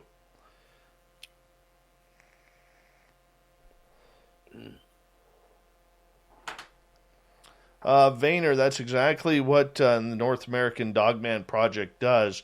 Are there talks to create an organization like MUFON, but for cryptids? Yeah, before we leave, if you want to talk about it, the North American Dogman Project, we have over 700 members worldwide. Yeah, it's huge. We have chapters all over the world. We get stuff coming in all over the world. That's just insane. Yeah. How many emails a day you get? Message-wise, we get anywhere from 7 to 10 reports a day. It's amazing. I was talking. Do you ever listen to any of these creepypasta stories? I had a guest on Friday night. His channel on YouTube is called Swamp Dweller. He gets a lot of Dogman stories sent to him, man, and Skinwalker stories. Yeah. He was telling us he gets anywhere between 50 and 150 emails a day from people telling them about their encounters with these creatures. I kind of frown on that, to be honest. When people say they get that many. We're a large organization. We probably get that in a month. Maybe it's a lot of it's from his or something, but we get a lot of of stuff, and yeah, a lot of people do get other stuff, reports, but I really find it hard to believe when someone gets 150 reports a day. I don't know. I mean, I don't know his email. I'm just going by what he told me. Yeah. Yeah. Going by. I don't know. Maybe he does. Well, he's got like 231,000 subscribers on YouTube. Yeah. So it's pretty popular. That doesn't. It wouldn't surprise me. D Swagger, how are you? We've got about 45 seconds here, my friend. He probably gets that many emails. Yeah. In general, yeah. Yeah. I want to say a big thank you to Chad Smith. I'm Chad Smith, by the way. To Inzane, to Sunny, Marie, Dragon or Black Dragon, Andrew, Grace, Apollo, Tim, Whisper, Fapster, and Nicola for the amazing super chats tonight. Really do appreciate the love and support of Spaced Out Radio that you guys show. Thank you to all our new subscribers who have hit that subscribe button and rang that bell. We really appreciate seeing our numbers go up on a daily basis, and it's all because of you. Here we go.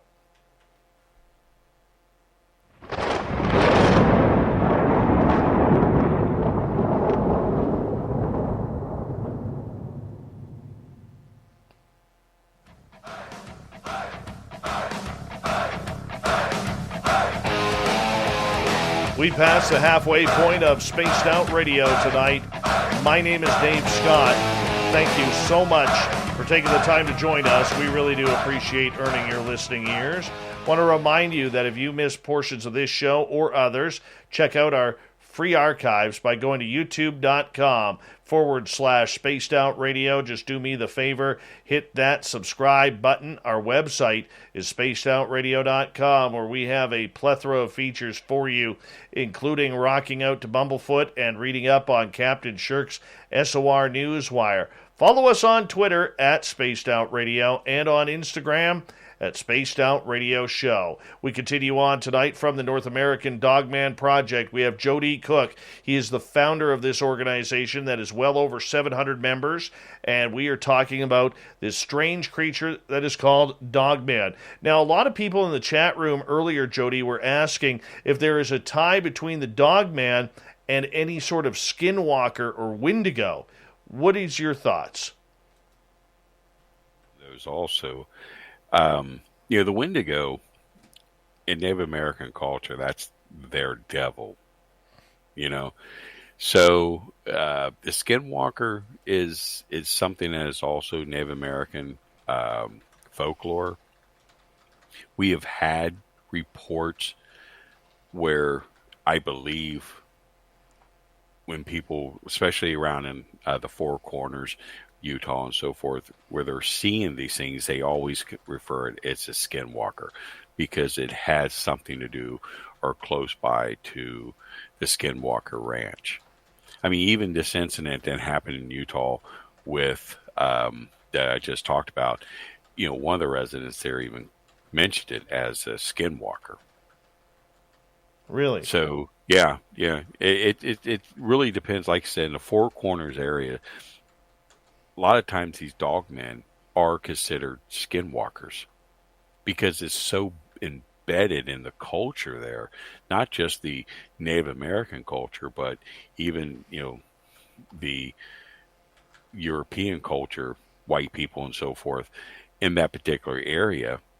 That's what they think it is and believe it is. It probably will be, but I think a lot I think Dogman and Skinwalker is basically the same thing.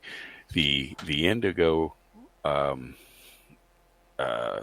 Wendigo rather, it's something completely different. That's evil. That's pure evil.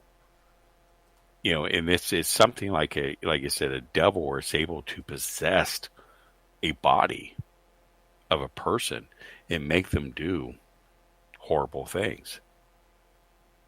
So that's a completely different entity, I think, from the Wendigo or from the Skinwalker and Dogman.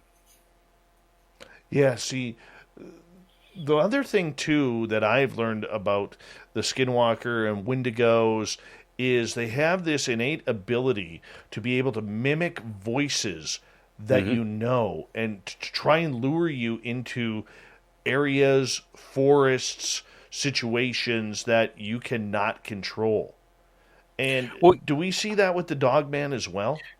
well, to go back to the Skinwalker, when I was in the Four Corners area doing some investigation, I was talking to some of the Native Americans there when I was asking them about the Skinwalker.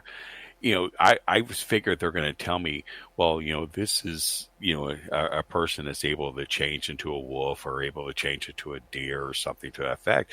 But they're telling me what the true situation with the Skinwalker is if one particular Native American had an argument with another one over land or water, a bad car sale, or something like that, they call a Skinwalker in and puts like a mojo on them.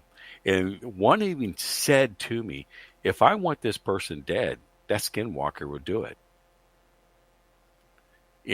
And I'm listening to this. I'm like, well, has nothing to do with your typical Skinwalker stories that you hear where you're driving down the road and you see, a person walking and then all of a sudden they turn into a wolf or they turn into, another, type of, creature, but what these Native Americans are telling me is something completely different. Now this thing's like a hitman or, someone who, puts mojos on someone.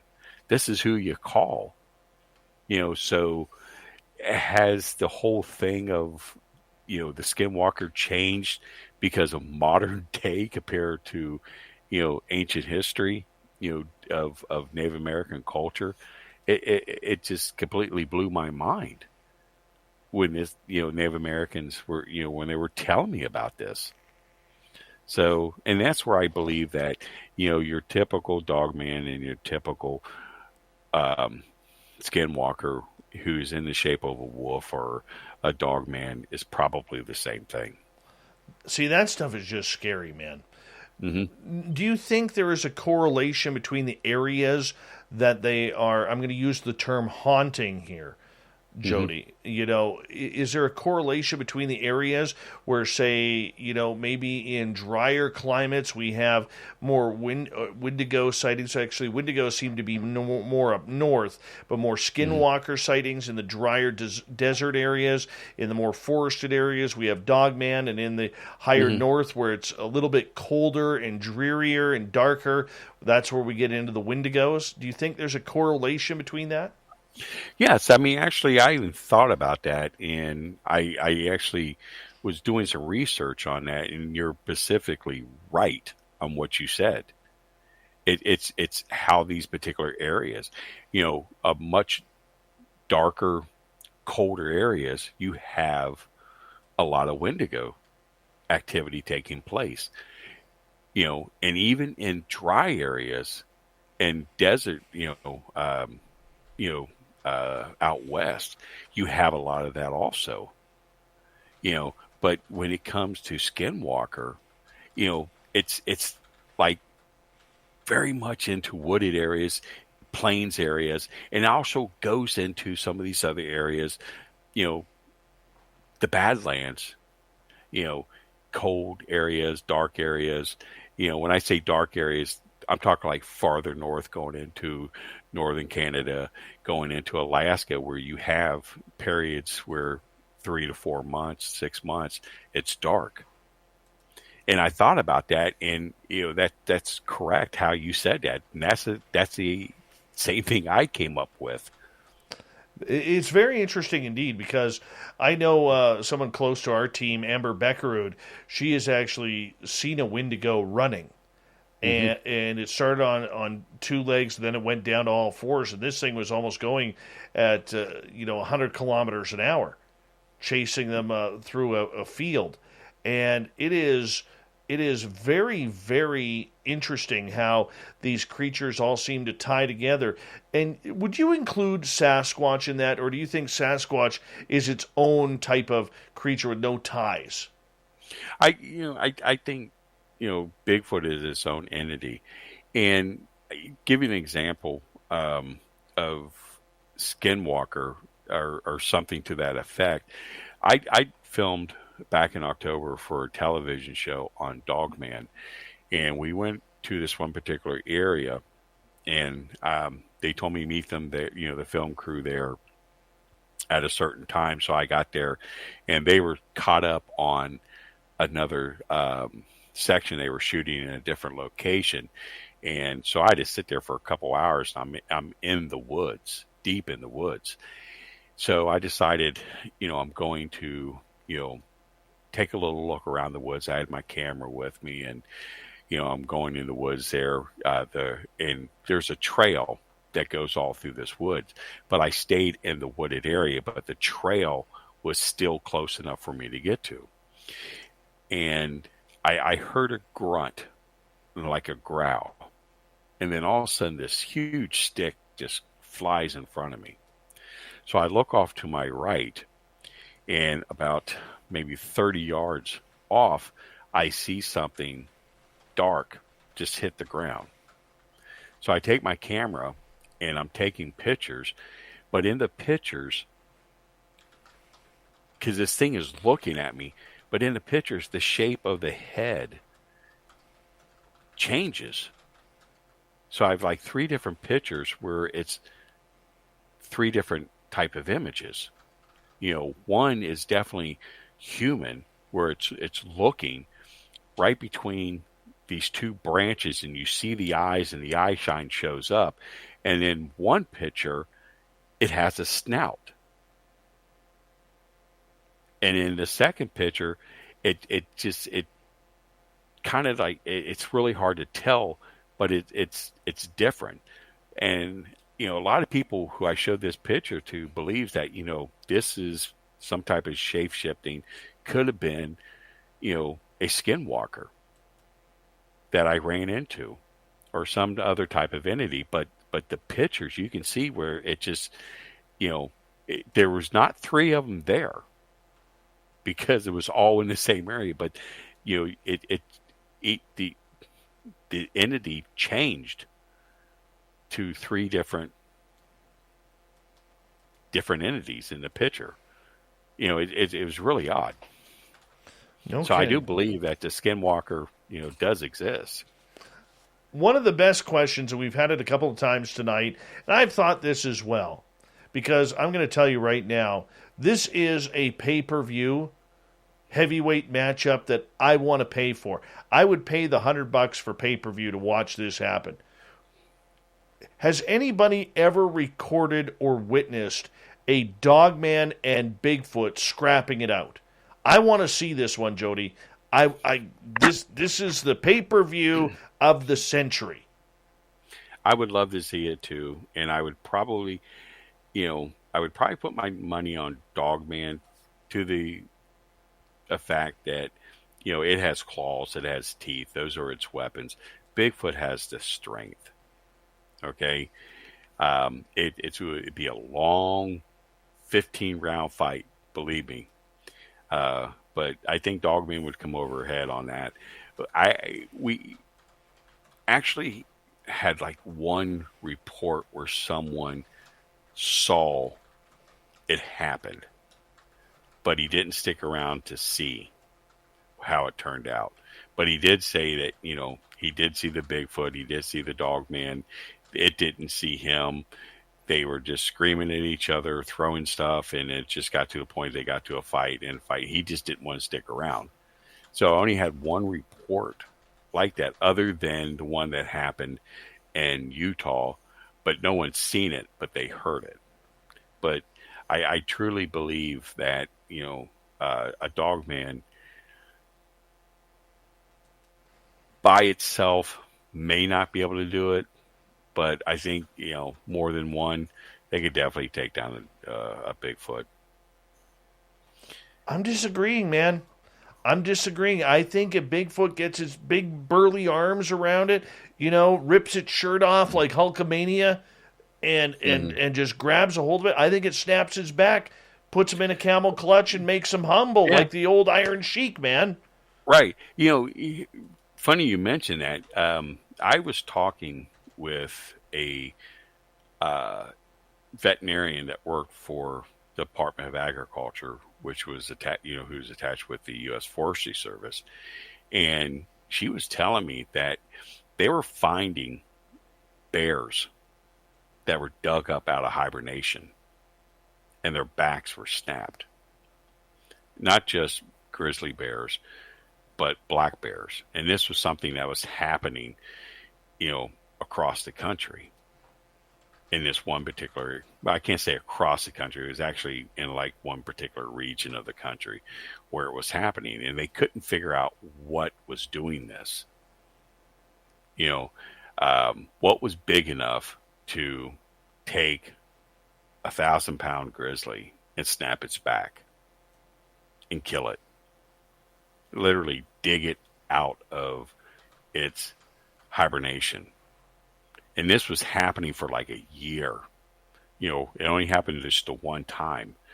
And then about a year passed, and then they started to get like one or two other cases of it. But for 1 year, it was just happening crazy all over this area.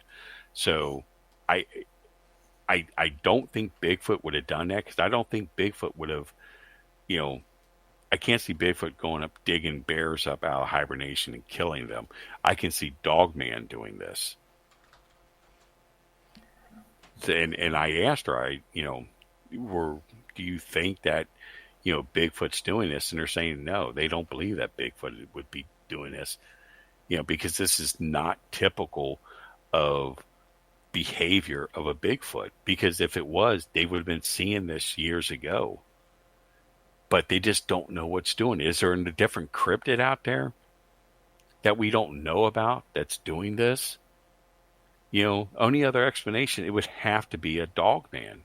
It would have to be more than one Dogman. It would have to be a big one in order, to take a grizzly and snap its back.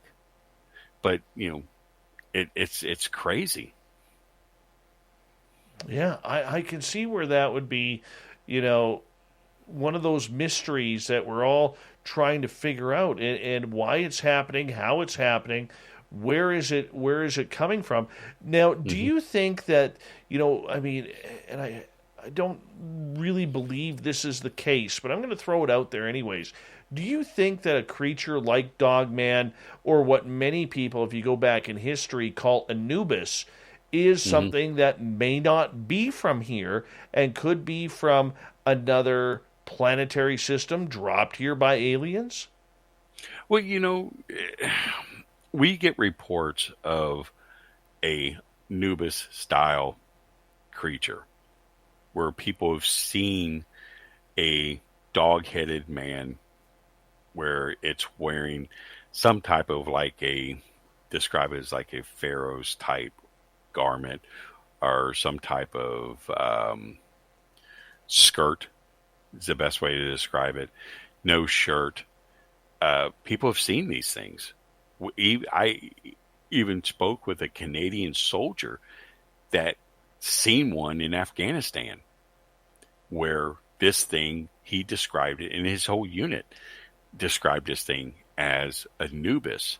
Not a werewolf, not a dogman, but 100% this thing was Anubis. We have had reports of very similar incidents where they said Anubis. So I don't know. It's crazy. The reports are out there. Is this something completely different?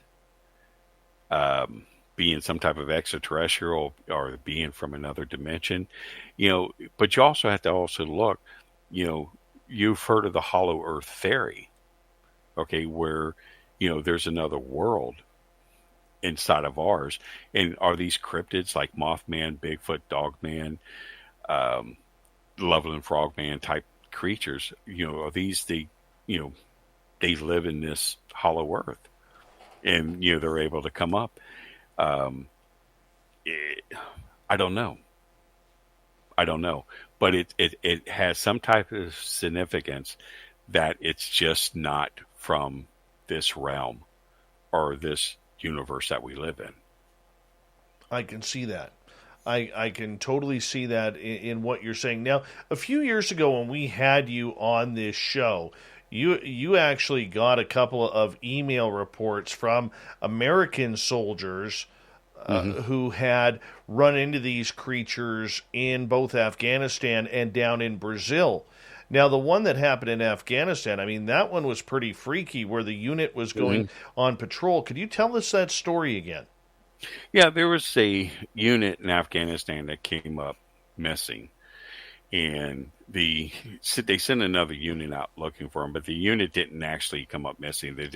Their communications devices just didn't work, so they were not able to communicate where they were.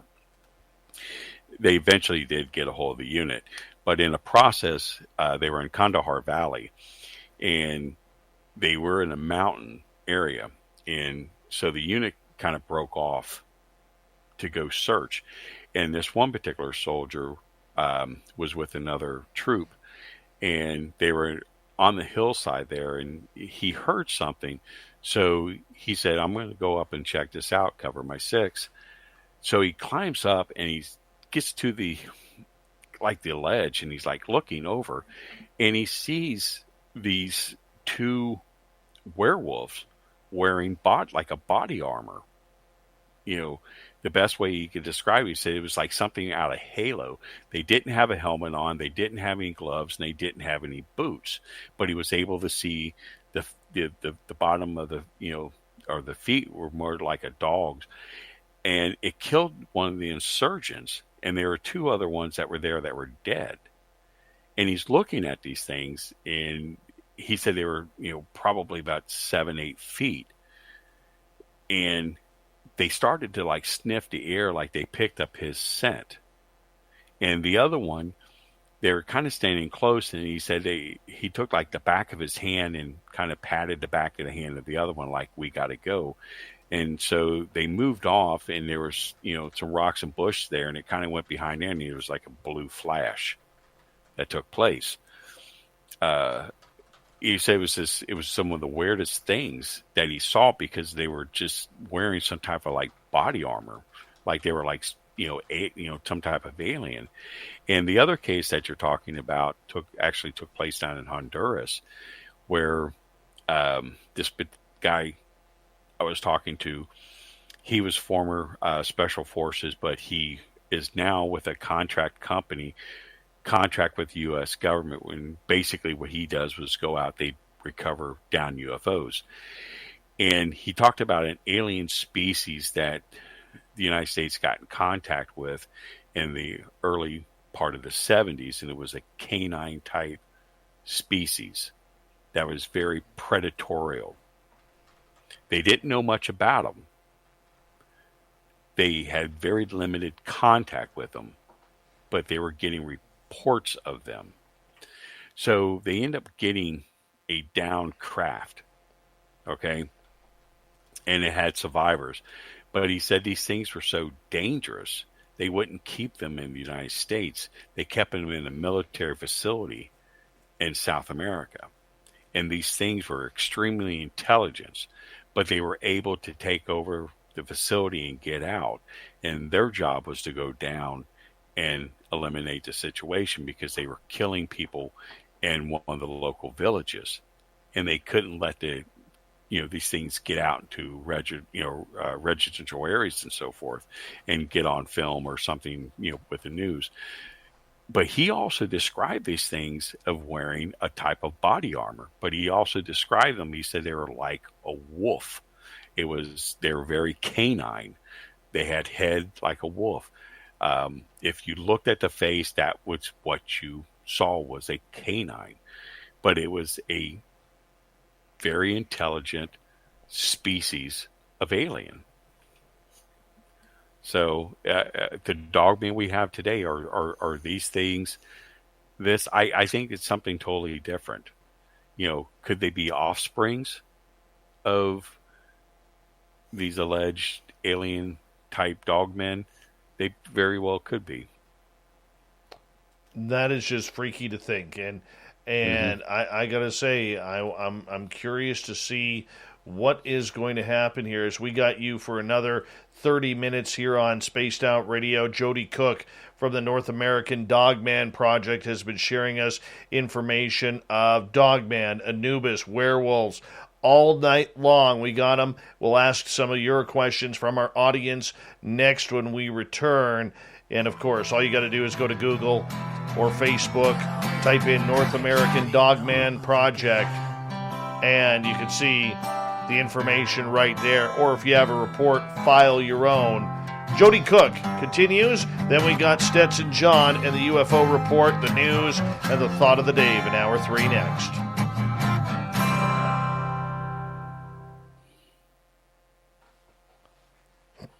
Jody, I'm just going to take a bathroom break. We'll be right back here, okay? All right. I'm going to put your All right, microphone on mute. Be right back.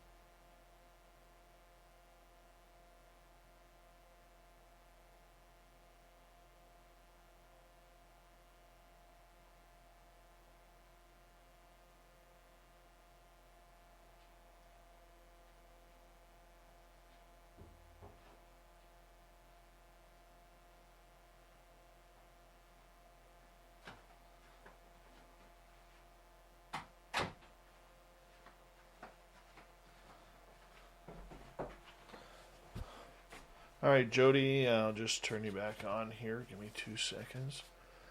And go from there. There we go.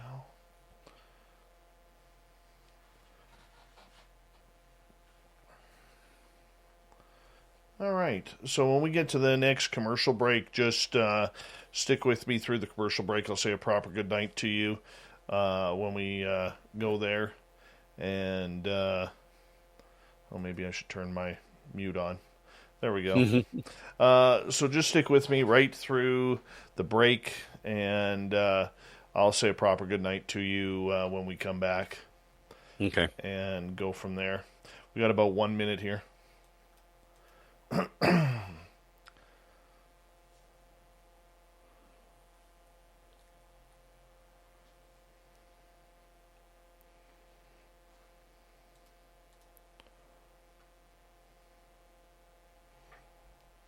we go.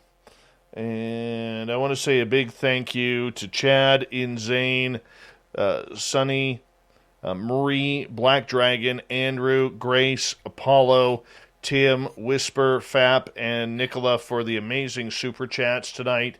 Really do appreciate everything you guys do to support Spaced Out Radio. It's absolutely wonderful. So thank you so much for taking the time to do that. Really do appreciate it, and appreciate the love of all the new people who have hit the subscribe button tonight and rang that bell. We are here 7 days a week, starting at 9 p.m. Pacific, midnight Eastern. Here we go.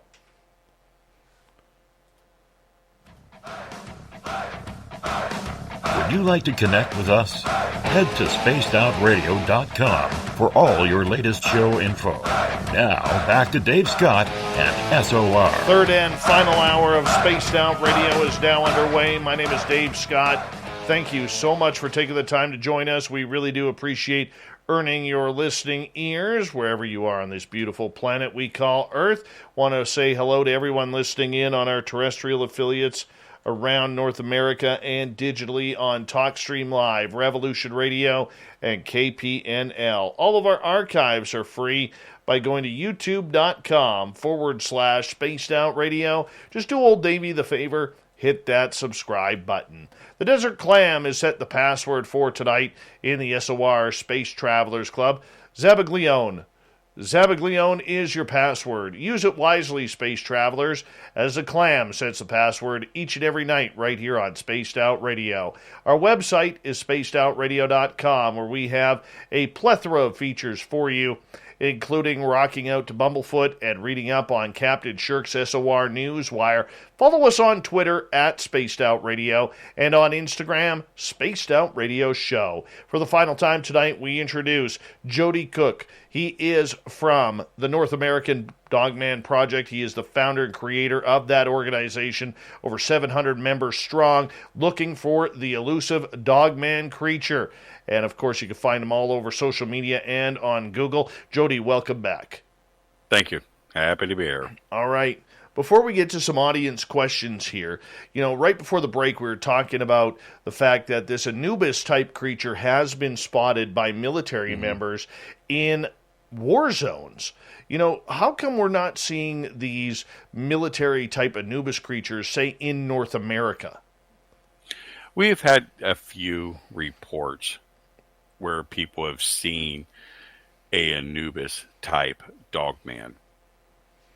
And it's not uncommon. You do have these where some are wearing, I guess, like a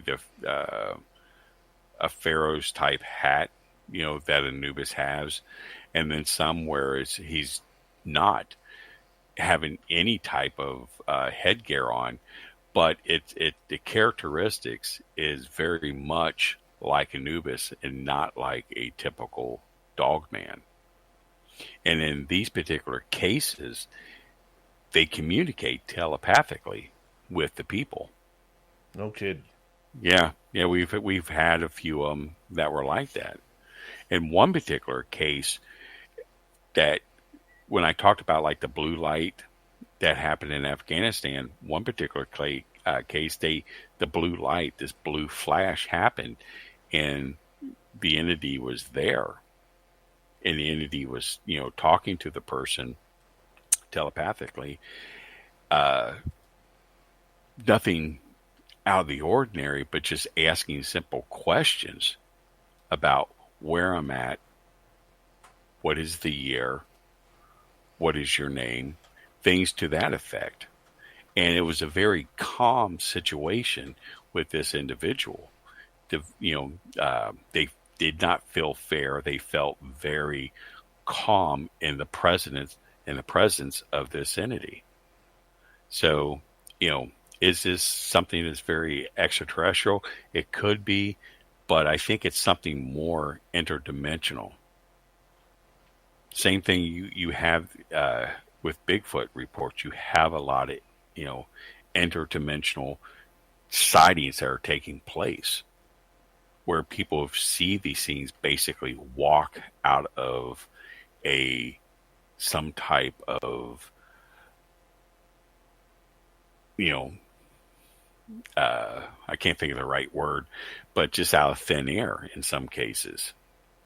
Same thing with Dogman. There's some type of connection there. But like I said, I think this is a lot of very much supernatural dealing with this subject and more than flesh and blood. Right. Apollo was asking, are there dog women? Yeah, actually, we had one case, very interesting case, in Akron, Ohio. There was this gentleman, he was 68 at the time, avid turkey hunter, and he was up in this area. So he heard the turkeys. He's in the woods, and there was a little opening before he went back into the wood line again. And once he got out into the open, the turkeys stopped. Okay, so he stopped. So he's thinking, well, they might have heard him. And he said, all of a sudden, he said these dogs, 5 of them came out at him and kind of made a circle around him. He never said werewolf. He never said dog man. He always referred to him as a dog. And he said there was one that would show aggression, and it was a little bit smaller than the rest of them. And he said it was a female because he was able to see the male organs on the other dogs. So he knew those were male, but he said this one particular one was a female. And it was the alpha, because it was the only one that showed any type of aggression. And he pointed the weapon at him, and he said it kind of like expanded back a little bit. And so he'd raise his weapon back, and they would kind of move in. And basically, they just kind of moved him out of the area. And he goes, I'll never go hunting again. Never go hunting. But he thinks that, they were hunting the turkeys just at the same time he was, and they were moving them out. But he said the alpha was a female. Really? Yeah. How rare are these sightings? Because every year, almost every day in North America, there is someone out in the forest hunting. Mm-hmm. Mm-hmm. And yet the majority of hunters out there have never had a Bigfoot experience. They've never had a Dogman experience. They've never seen a footprint out of the ordinary. And the majority of hunters out there are highly experienced outdoors people. And yet they've never come across anything. I mean, I look at my buddy Mark, who has been a hunting guide. He's been an animal tracker for wolves and cougars back on Vancouver Island. He has been in the forest for 35 of his, 49 years, if not probably 38 of his 49 years. And he never believed in Sasquatch until I showed him a print. And this is a guy who could, every time we go out in the forest, he just amazes me when we're walking along some trails, and he'll be like, oh, you just stepped over a wild horse track or a moose track or something along those lines. And I'm looking down and I'm like, where? Where is it? And we have thousands of those people in the forest daily around North America, and they're not seeing anything, Jody. Well, you have to understand, a lot of sightings are accidental sightings. It's one of these things where it just, they came upon it, or it came upon them. these things, if they don't want you to see them, you're not going to see them. You only see them by accident. A lot of the sightings, you see these things go across the road. That's an accidental sighting. This thing could have been occupied on, it's hunting something. It's got its senses on that. You got people walking out in the woods and they see it. A lot of these are accidental sightings, or the sighting is because it lets you know it was there. It was either going to move you out of the area or it was stalking you. This is how the sightings go. We go out a lot. We don't see anything. We don't see evidence a lot of times, but we're in areas where they're having a lot of sightings taking place.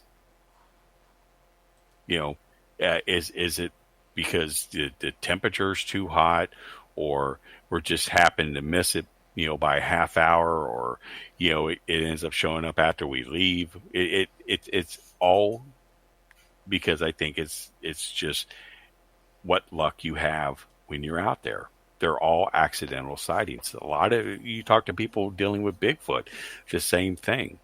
If you're out there, cutting wood, you're making a noise, it's curious about it. It's looking at you, and then you spot it. It's those type of sightings that take place. All right, let's get to another question here from Chad. Did Dogman originate in Michigan? What is the connection to that state? No, actually, Michigan, the Michigan Dogman is just something that goes all the way back into the 1800s. Let me give an example. Okay. Years ago, say prior to 1980, Dogman sightings specifically stayed in certain areas. You had Michigan, you had Wisconsin. Okay, so you had the northern part of the United States. Okay, that was about the biggest area at the time. Okay, you very seldom had anything out west. You had a few sightings that were taking place in the east. Okay, now it expanded from those areas. So the whole northeastern part of the United States is the biggest hotspot, and that's going from Illinois, Wisconsin, Michigan, Ohio, Pennsylvania, Indiana, going all the way up, into New Jersey area. These are like the biggest spots, and it just seemed like it just expanded. It grew from these two small areas to out to where it is, to where it is today. Very interesting in regards to that. All right, let's get to another question. Mike is asking, do you think Dogman enjoys freaking out humans? I think they do. I think they're I'm trying to think of the best word I could say. I think they enjoy scaring people. I think they enjoy letting you know they're there, and to let you know that I can get you at any time. Because these are problem-solving animals. We had one particular incident where this woman was in the living room with her children, and this is in Kentucky. This is like outside of the land between the lakes. And this Dogman came into their home. It was able to open the door and come into the house, came down the hallway and into the living room where they were. And it looked at her, it looked at the children. She grabbed the children and they went behind the couch and it left. But this thing was able to come in and it let her know it was there. Strange situation. I'm like, this thing did not do anything other than let you know it was there. She didn't think about when the door opened because she thought it was their husband coming home. But they let you know they're there. They let you know that they can get you at any time. And this is not the only case that we had that was similar to that. We had one other particular case where this thing was trying to come in through a dog port,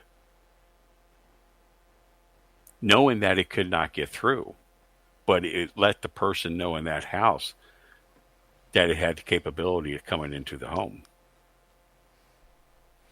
That is incredibly freaky. Mm-hmm. Incredibly freaky. Cousin Gary in Edmonton wants to know, do their eyes glow? I don't think they glow. I think it's when the light from the moon or another type of light hits it, just like you're going down the road, you see a deer, and the headlights end up picking illumination of the eyes. But what we're finding out, their colors are either a amber, a very light yellow.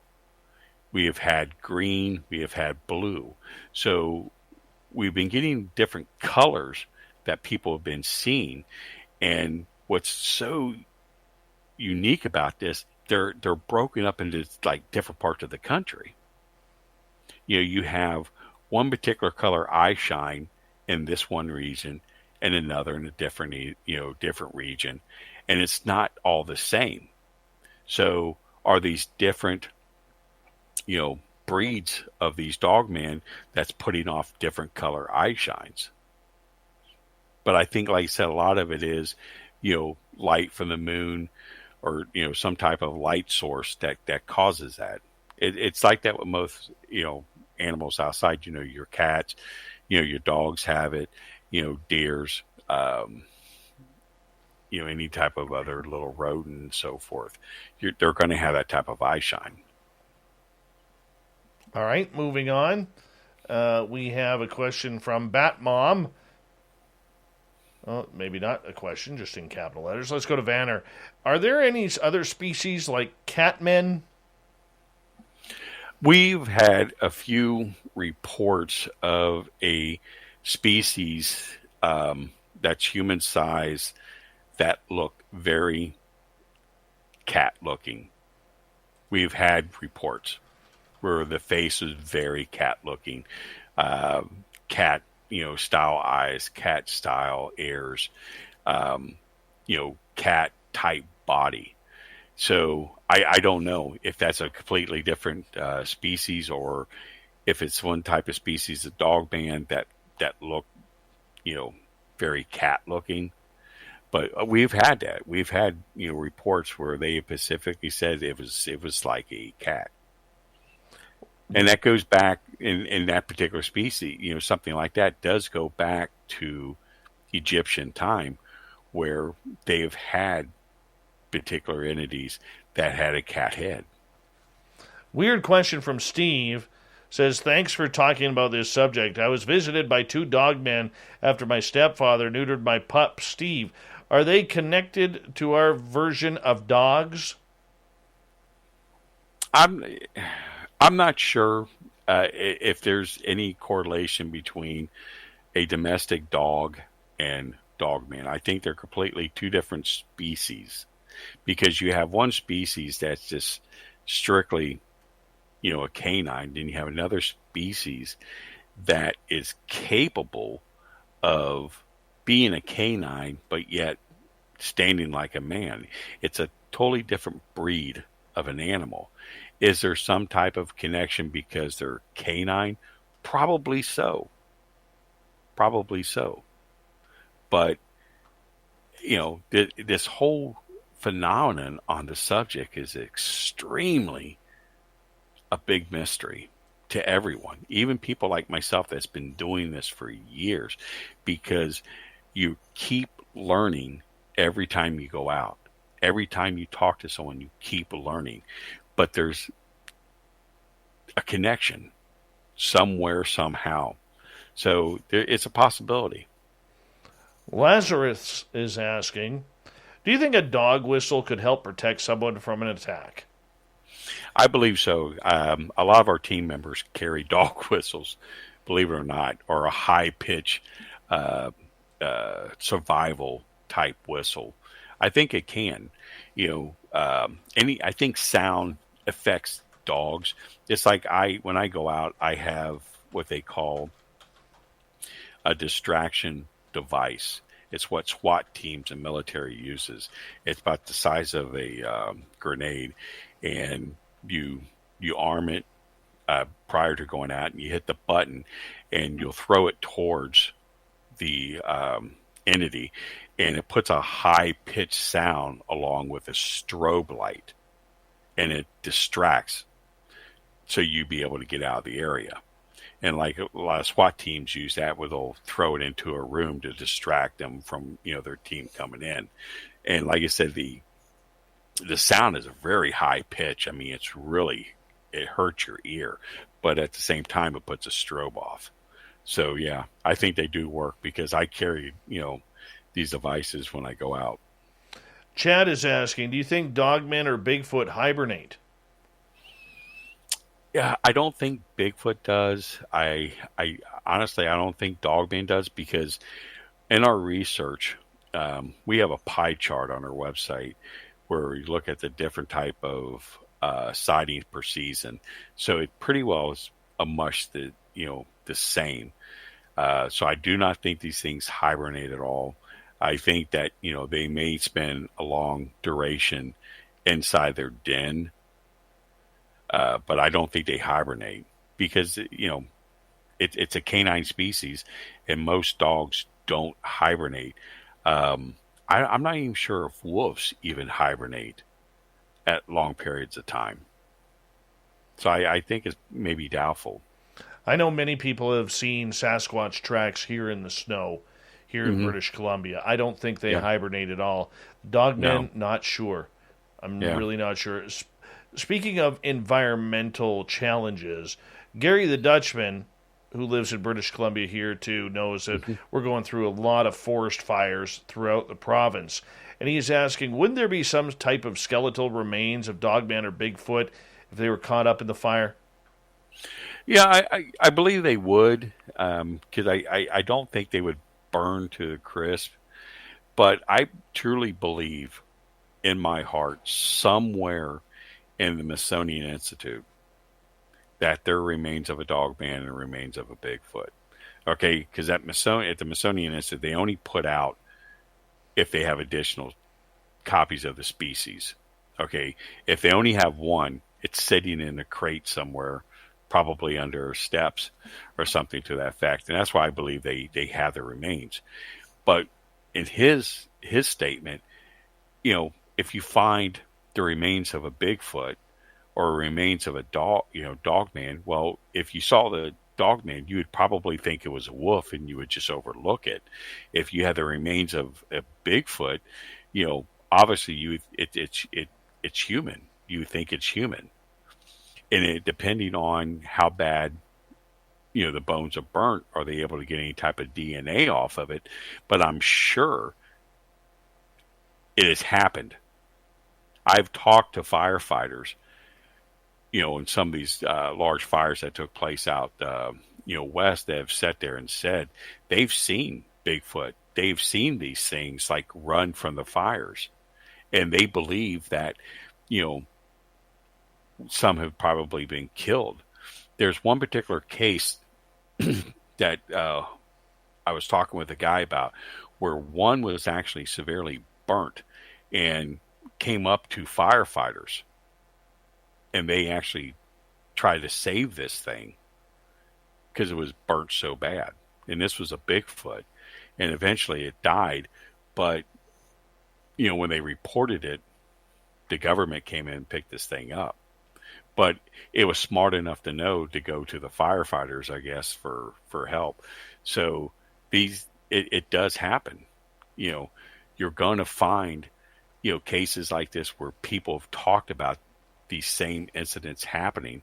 So if you find a Dogman body, obviously they're going to think it's a wolf. So they're just going to overlook it. A Bigfoot might be a little bit different. They may think it's a human unless it's not burned to the point where it's unrecognizable to say, hey, this is a Bigfoot body. And I'm sure these firefighters are told, if they find any of these remains, not to say nothing, to report it to a certain individual. Right. Jody, I hate to do this, man, but it is time for us to say good night to you, my friend, as we had a good time. We always have a good time with you. And, in a few months' time, I'll be calling you again to see if you want to come back on. Definitely. And we love you here, man. Thank you for being a great friend of Spaced Out Radio. and giving us all the news on Dogman. Joedy Cook, everyone, from the North American Dogman Project. Coming up next, Stetson John is going to bring with us the unbiased UFO report. We got the news, thought of the day, more Spaced Out Radio after this.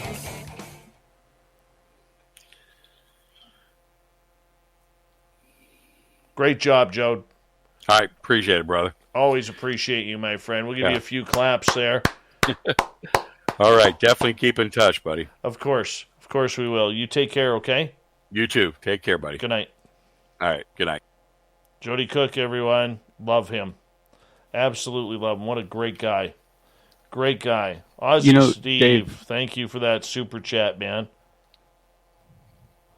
Go ahead, John. I only had two recurring dreams as a child. One was of a giant wave that blocked out the sky, overtaking the beach I was on, and the second one was of Anubis coming to kill me. And I really don't appreciate you bringing that up on the radio station. You're going to be in nightmares tonight, brother.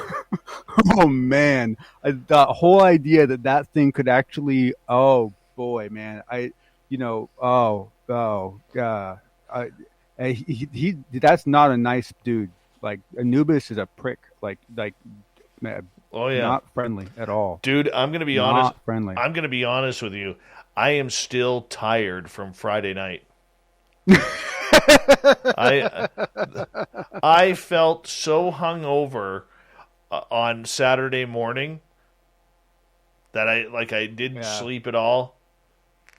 I know, and you know what's funny? I went back and I listened to especially the last 20 minutes because I wanted to see how blah, blah, blah, we were, and we weren't. We were both just totally going. It was funny. It was good though. It was good. It was a good conversation. It was good though. And I think it was good for a lot of people to hear it too, because I think a lot of people are having the same conversation and they don't realize that it's common, that we're all having these same questions, you know. Yeah, and it put some ideas in my head for future interaction, not at midnight till 3 in the morning, but just want to say, Vanner Smith. You said, makes a comment here, watch the show for a while now, but first time interacting. We're really glad you're here. Thank you so much for tuning us in live for your first time. I hope you had a good night with us. Justin Absolutely. S., good to see you. And there's Super Nikki, who's come out from Seattle. Oh, thank you, Justin. Appreciate you saying that. Oh, man. Honestly, I am so beat up, tired. No, I'm in the same boat. And then my daughter, just started school last week. She got to be there at 8:15 in the morning, and she wants both of us to take her to school in the morning. So I'm having to get up at basically before any human should, and not good for a night owl. Yep, mine starts up here. They don't start school until the Tuesday after the Labor Day weekend. Oh, okay. All right. Here, it almost seems like they start a week earlier every year. It's weird. It's weird. It just keeps rolling back further and further. Yeah, no problem. No problem. I know that feeling, man. That's what I like it about here. I mean, it's always the same. Always the same. And no, there will be no after show tonight. I am dead tired, and I have to place a call after the show to Lori and Fenton, so I'm not going to be doing much editing after the show here tonight, which reminds me I better confirm with her about this. And that won't be a short phone call. No.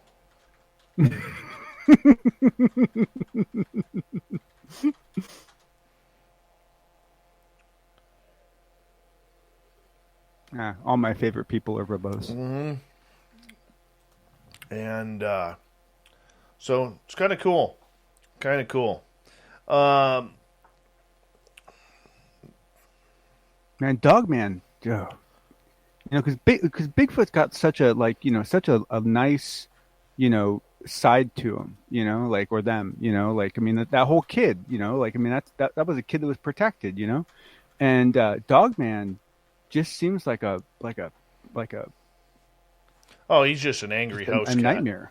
Angry house cat. Man, just wow. I want to say a big thank you to Aussie Steve, Canadian Steve, Chad, Inzane, Sunny, Marie, Black Dragon, Andrew, Grace, Apollo, Tim, Whisper, Fap, and Nicola for the amazing super chats tonight. Really do appreciate the love and support. Thank yous to, I love seeing all these new names mixing in with our veterans and our regular guests here on the chat room on a nightly basis. We are here 7 days a week, starting at 9 p.m. Pacific, midnight Eastern time. And we really appreciate you, and thank you so much. We're going to get going here in about 3 seconds, so sit back, and here we go.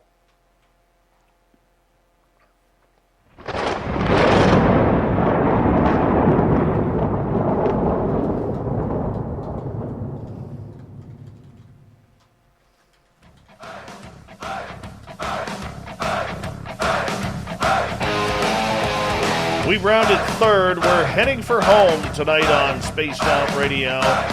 My name is Dave Scott. Thank you so much for taking the time to join us. I really do appreciate earning your listening ears. Want to remind you that if you missed most of this show or others, check out our free archives by going to youtube.com/Spaced Out Radio. Do me the favor, hit that subscribe button. Our website is spacedoutradio.com, where we have a plethora of features for you, including rocking out to Bumblefoot and reading up on Captain Shirk's SOR Newswire. Follow us on Twitter at Spaced Out Radio and on Instagram, Spaced Out Radio Show. It is that time once again where we look to the stars and the man behind all of our UFO news for the unbiased UFO report is Mr. John Hudson, who always has a beautiful black Stetson on when he gives his report. John, thank you so much for kicking off the week once again. Happy to be here. Thank you much for having me. We are glad that you are here as well. Now, let's kick it off right off the bat here, because Ross Coulthart, I actually had a phone conversation with him for about 40 minutes yesterday. And we were just talking about some UFOs. Great guy. Wants to bring some serious investigative journalism into this case. And he said to me yesterday, he goes, Dave, people need to realize that I know that I'm the flavor of the day right now, but I'm not a ufologist. I am somebody that is an investigative journalist taking this subject very, very seriously. You got some news on Ross. Yeah. Well, it illustrates what he said. He's going to keep on punching. He's going to keep on crawling, because as long as there's a story to follow, he's going to keep digging into it, because he's not a believer. He's a journalist, you know. Yeah. So basically, so I don't know how many of you are aware of the Westfall UFO incident. It was an incident in Australia. Where there was a significant sighting during the day, and for the sake of the timeline in the show, I can't go into much detail about it. But Ross started investigating it as part of his book, and he initially didn't think much of it, because even though it's a very well documented event from people who were interviewed from the government side, it's not a documented event at all. And so he went in there very skeptical until he met this science teacher that was willing to come out and actually, go public with his name, that basically had someone knock on his door, one guy in a military uniform, another guy in a suit, and basically tell him, you're going to stop talking about this and you're going to keep your mouth shut, or we're going to spread rumors that you're a drunk and that you have all sorts of mental challenges, and we will make sure that you lose your teaching job and you never work again.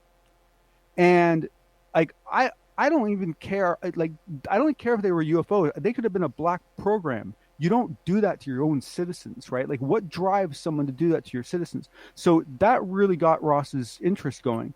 And through a contact that he actually already had for other reasons, he found out that there was a gentleman whose father had written a report on this event and had actually submitted the report on this event.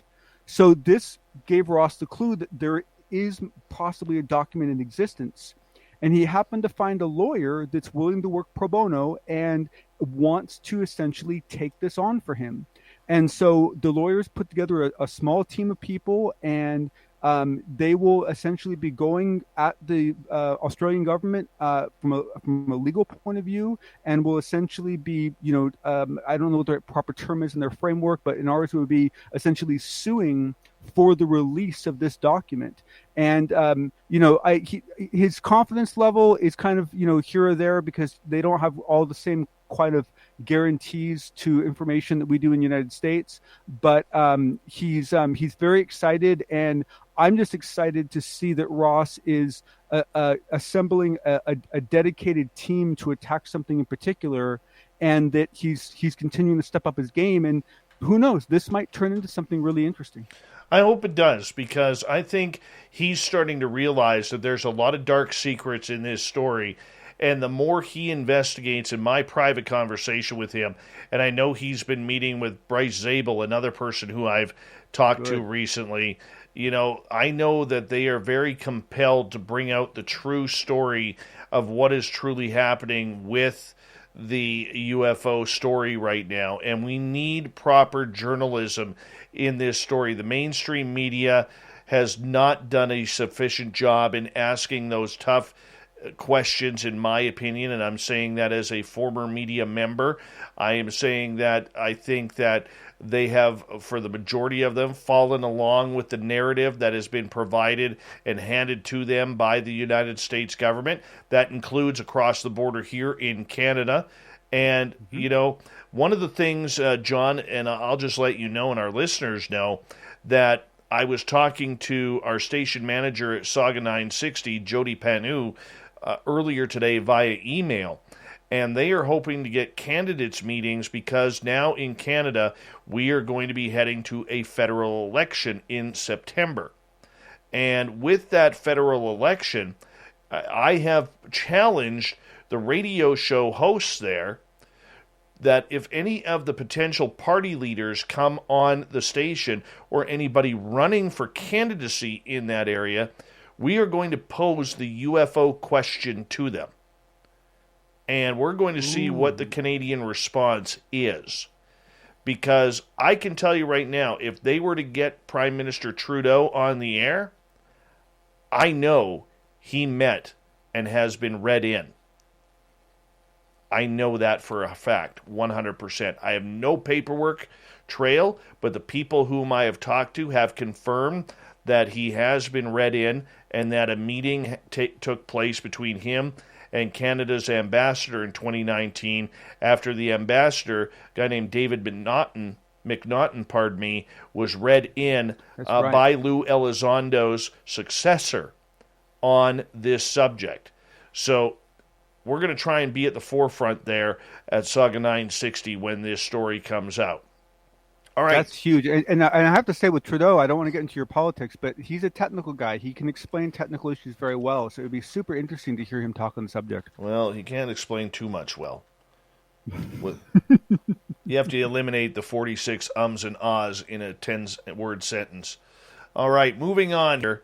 Let's go to Grant Cameron, because him and Nikki Sackich, whatever you want to call her, they did a great rundown of this report that you first reported on here last week, that Tom DeLonge and Jim Semivan did, talking their first real public statements since the To the Stars Academy had literally half their power team fold when Luis Elizondo, Chris Melon, and Steve Justice left back in December of 2020.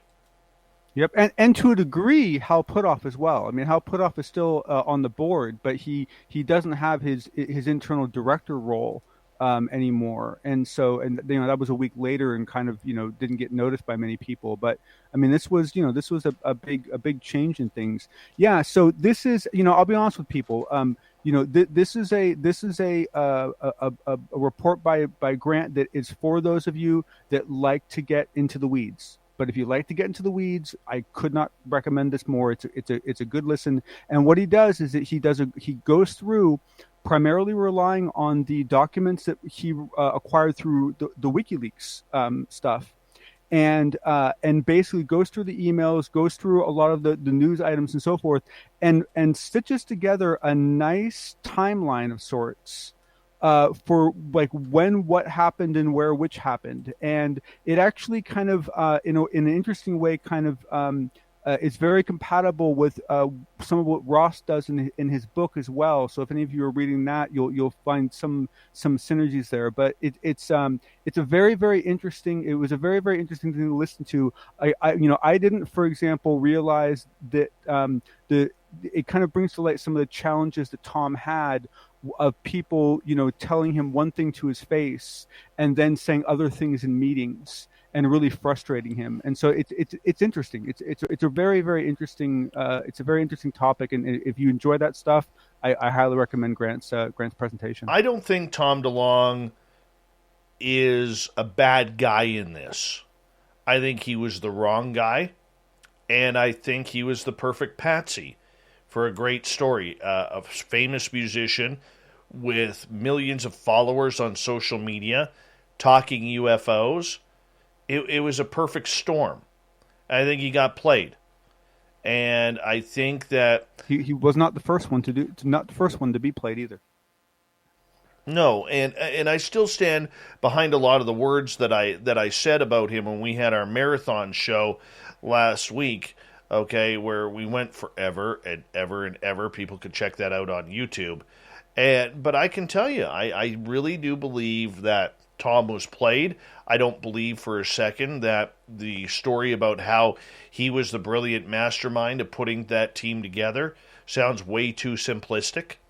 All right? They may have given him the names and the emails to contact, but I don't believe that for a second. And we'll see where it goes. Let's move on here. Next topic. This is one that I'm getting very, very interested in because John Greenwald from the blackvault.com has a little bit of breaking news here that NASA is actually going to be debriefed on UFOs. Yes. I mean, yes, they're going to hear from the UAPTF, but come on, NASA. Are we really supposed to believe that you know nothing about UFOs? Well, here's the thing, right? They know about them from their point of view, right? And their point of view is very specific, right? I actually got into a debate with someone on Twitter about this today about how much even observation even near Earth NASA actually does. They're very focused on external planets. And now the International Space Station obviously has a hell of a view for things. And so, they're aware. But what I really think, because you got to remember that this kind of connects with the story I did a couple weeks ago where, we talked about the fact that NASA got briefed last year. So this is NASA's second briefing, I mean, as far as we know. And John did get it confirmed that the meeting is happening tomorrow, although he was not able to get it confirmed that Bill Nilsson will be showing up personally, but they wouldn't tell him anyway for security reasons. So my guess is that he'll probably be there. But this is their second briefing, and so what that means is one is there's follow up from the previous meeting. So there was things asked for at the previous meeting that will then be brought to this meeting. Okay, that's one thing. And the second thing is that the UAPTF has now become an exchange point for all these different offices. Now, if NASA wants to find out what the DOE knows, they can find it out through a briefing with the UAPTF. If the Air Force wants to find out, what the Navy's doing, not from the Navy, but from a more unbiased third party, they can hear what they're doing through. So the UAPTF has now become this central hub where everyone can exchange information without actually having to connect and brief each other in a more precarious situation. And so it's very possible that everything that they're told at this meeting will actually be new to them, because it will be stuff that was gained from the perspective of the Navy, perspective of the Air Force, perspective of the Army, perspective of who else. They're not going to be hearing NASA's perspective.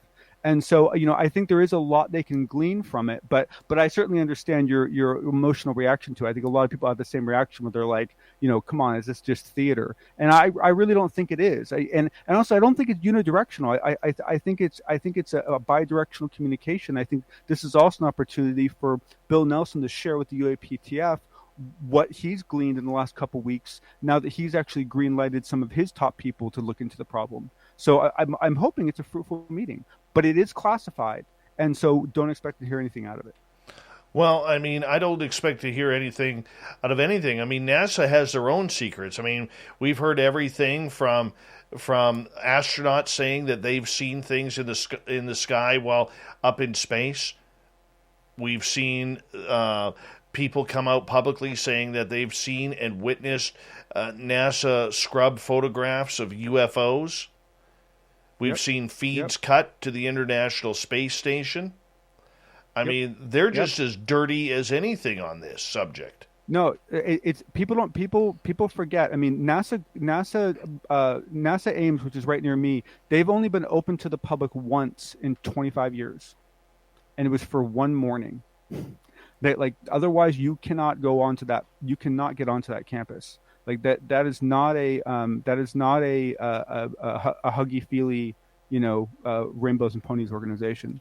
And it's an interesting problem. And actually, one new point that comes out in Ross's book is that Edgar Mitchell's best friend is saying that Edgar Mitchell confided in him just a few days before his death that he did see something when on the moon, and that he was basically told that it would be treason if he ever told anyone about it. So for them to be, if that's true, and if an astronaut was told it will be treason if you talk about this, one, that shows how seriously they take it to make that sort of a threat to essentially a hero.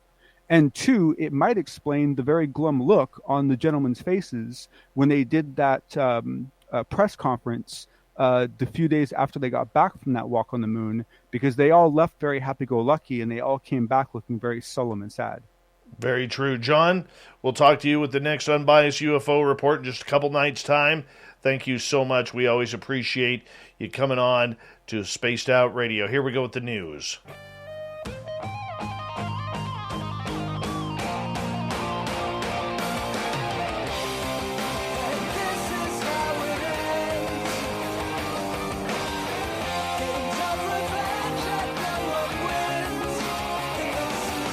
The news is always changing, which is why we bring you the SOR News Wire at the back end of every show, where we get to the weird, the strange, the wacky, and sometimes the UFOs. Tucker Carlson from Fox News apparently going to be putting together Fox Nation's Tucker Carlson Originals, the UFO Files, Chasing the Truth. Yes, the I don't even know what you call him. Not a fan of his. But he's into UFOs, old Tucker is, even without his patented bow tie that he doesn't wear anymore. Crazy people believe in them up until you get to the line. The Pentagon admits it doesn't know what in the world this is. The question is, will Tucker ask some tough questions, or are we going to see the same crap that we have seen right through? The good news is he's not dropping the ball on the press.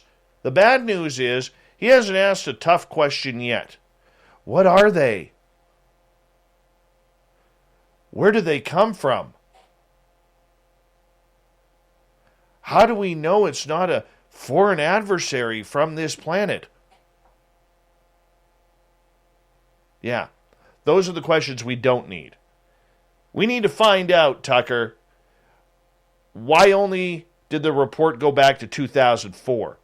What about Phoenix? What about Roswell? What about every UFO landing, crash, whatever in between? Stop asking BS questions and giving that stupid, dumbfounded look. 1909 Honus Wagner baseball card has sold for a record $6.6 million, as it is now once again the most expensive sports card of all time. Yeah, Robert Edward Auctions, which closed the bidding announced that the T206 Honus Wagner card sold for $6.6 million, beating a record of $5.2 million set by a Topps 1952 Mickey Mantle card in January, and in April by the 2003-2004 Upper Deck Exquisite Collection LeBron James autograph rookie card. Yeah, who said baseball cards weren't worth anything? And we threw them out. Thanks, Mom. Let's see. We got time for two more here. The live-streamed bears of Katmai National Park and Preserve of Fat Bear Week internet fame devour salmon over the summer to outlast the long, harsh winter famine. Last year's Fat Bear Week champion was a sizable Bear 747, had already succeeded in growing an impressive fat in 2021. In fact, he is so big that recent footage shows him struggling to ascend a riverbank. In other words, he looks about the size of our listener Fap's head. Yeah, Bear 747, the largest and currently most dominant bear of the river, has used his girth and influence, much like Flap, to exploit the best fishing spots in a hyper-competitive bear world. That means getting a lot of calories. The footage below shows 747 laboring up a commonly used bear trail. No, he couldn't make it up. He was weebly, he was wobbly, but he did not fall down. Good old Fap. We're going to call that bear Fap from now on.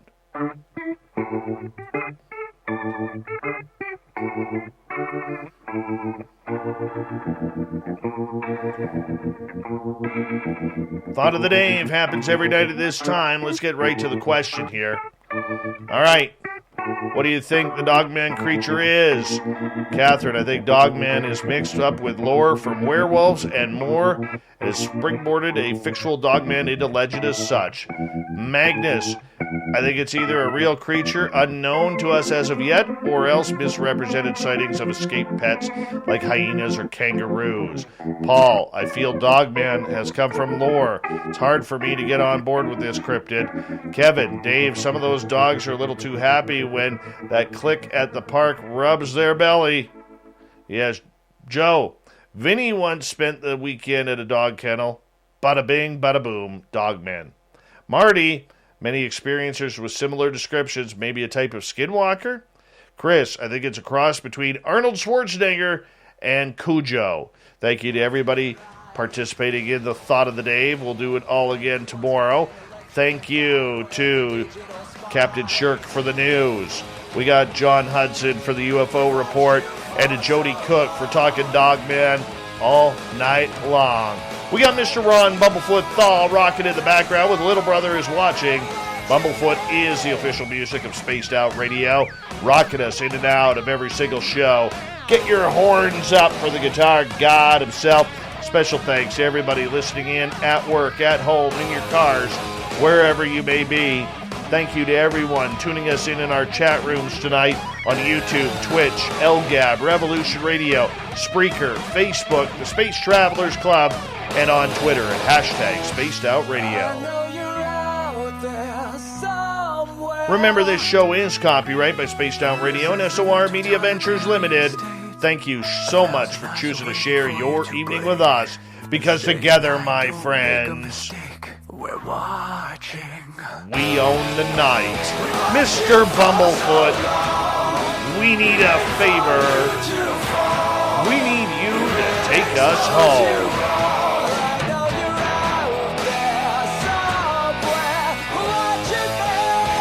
Yes, the Woo train has docked for the night. But soon, my friends, we shall ride again. Your seats are always available. Your tickets never expire. And if you want to bring a friend, we've got room for them too. Good night, everyone. I'm Chad Smith.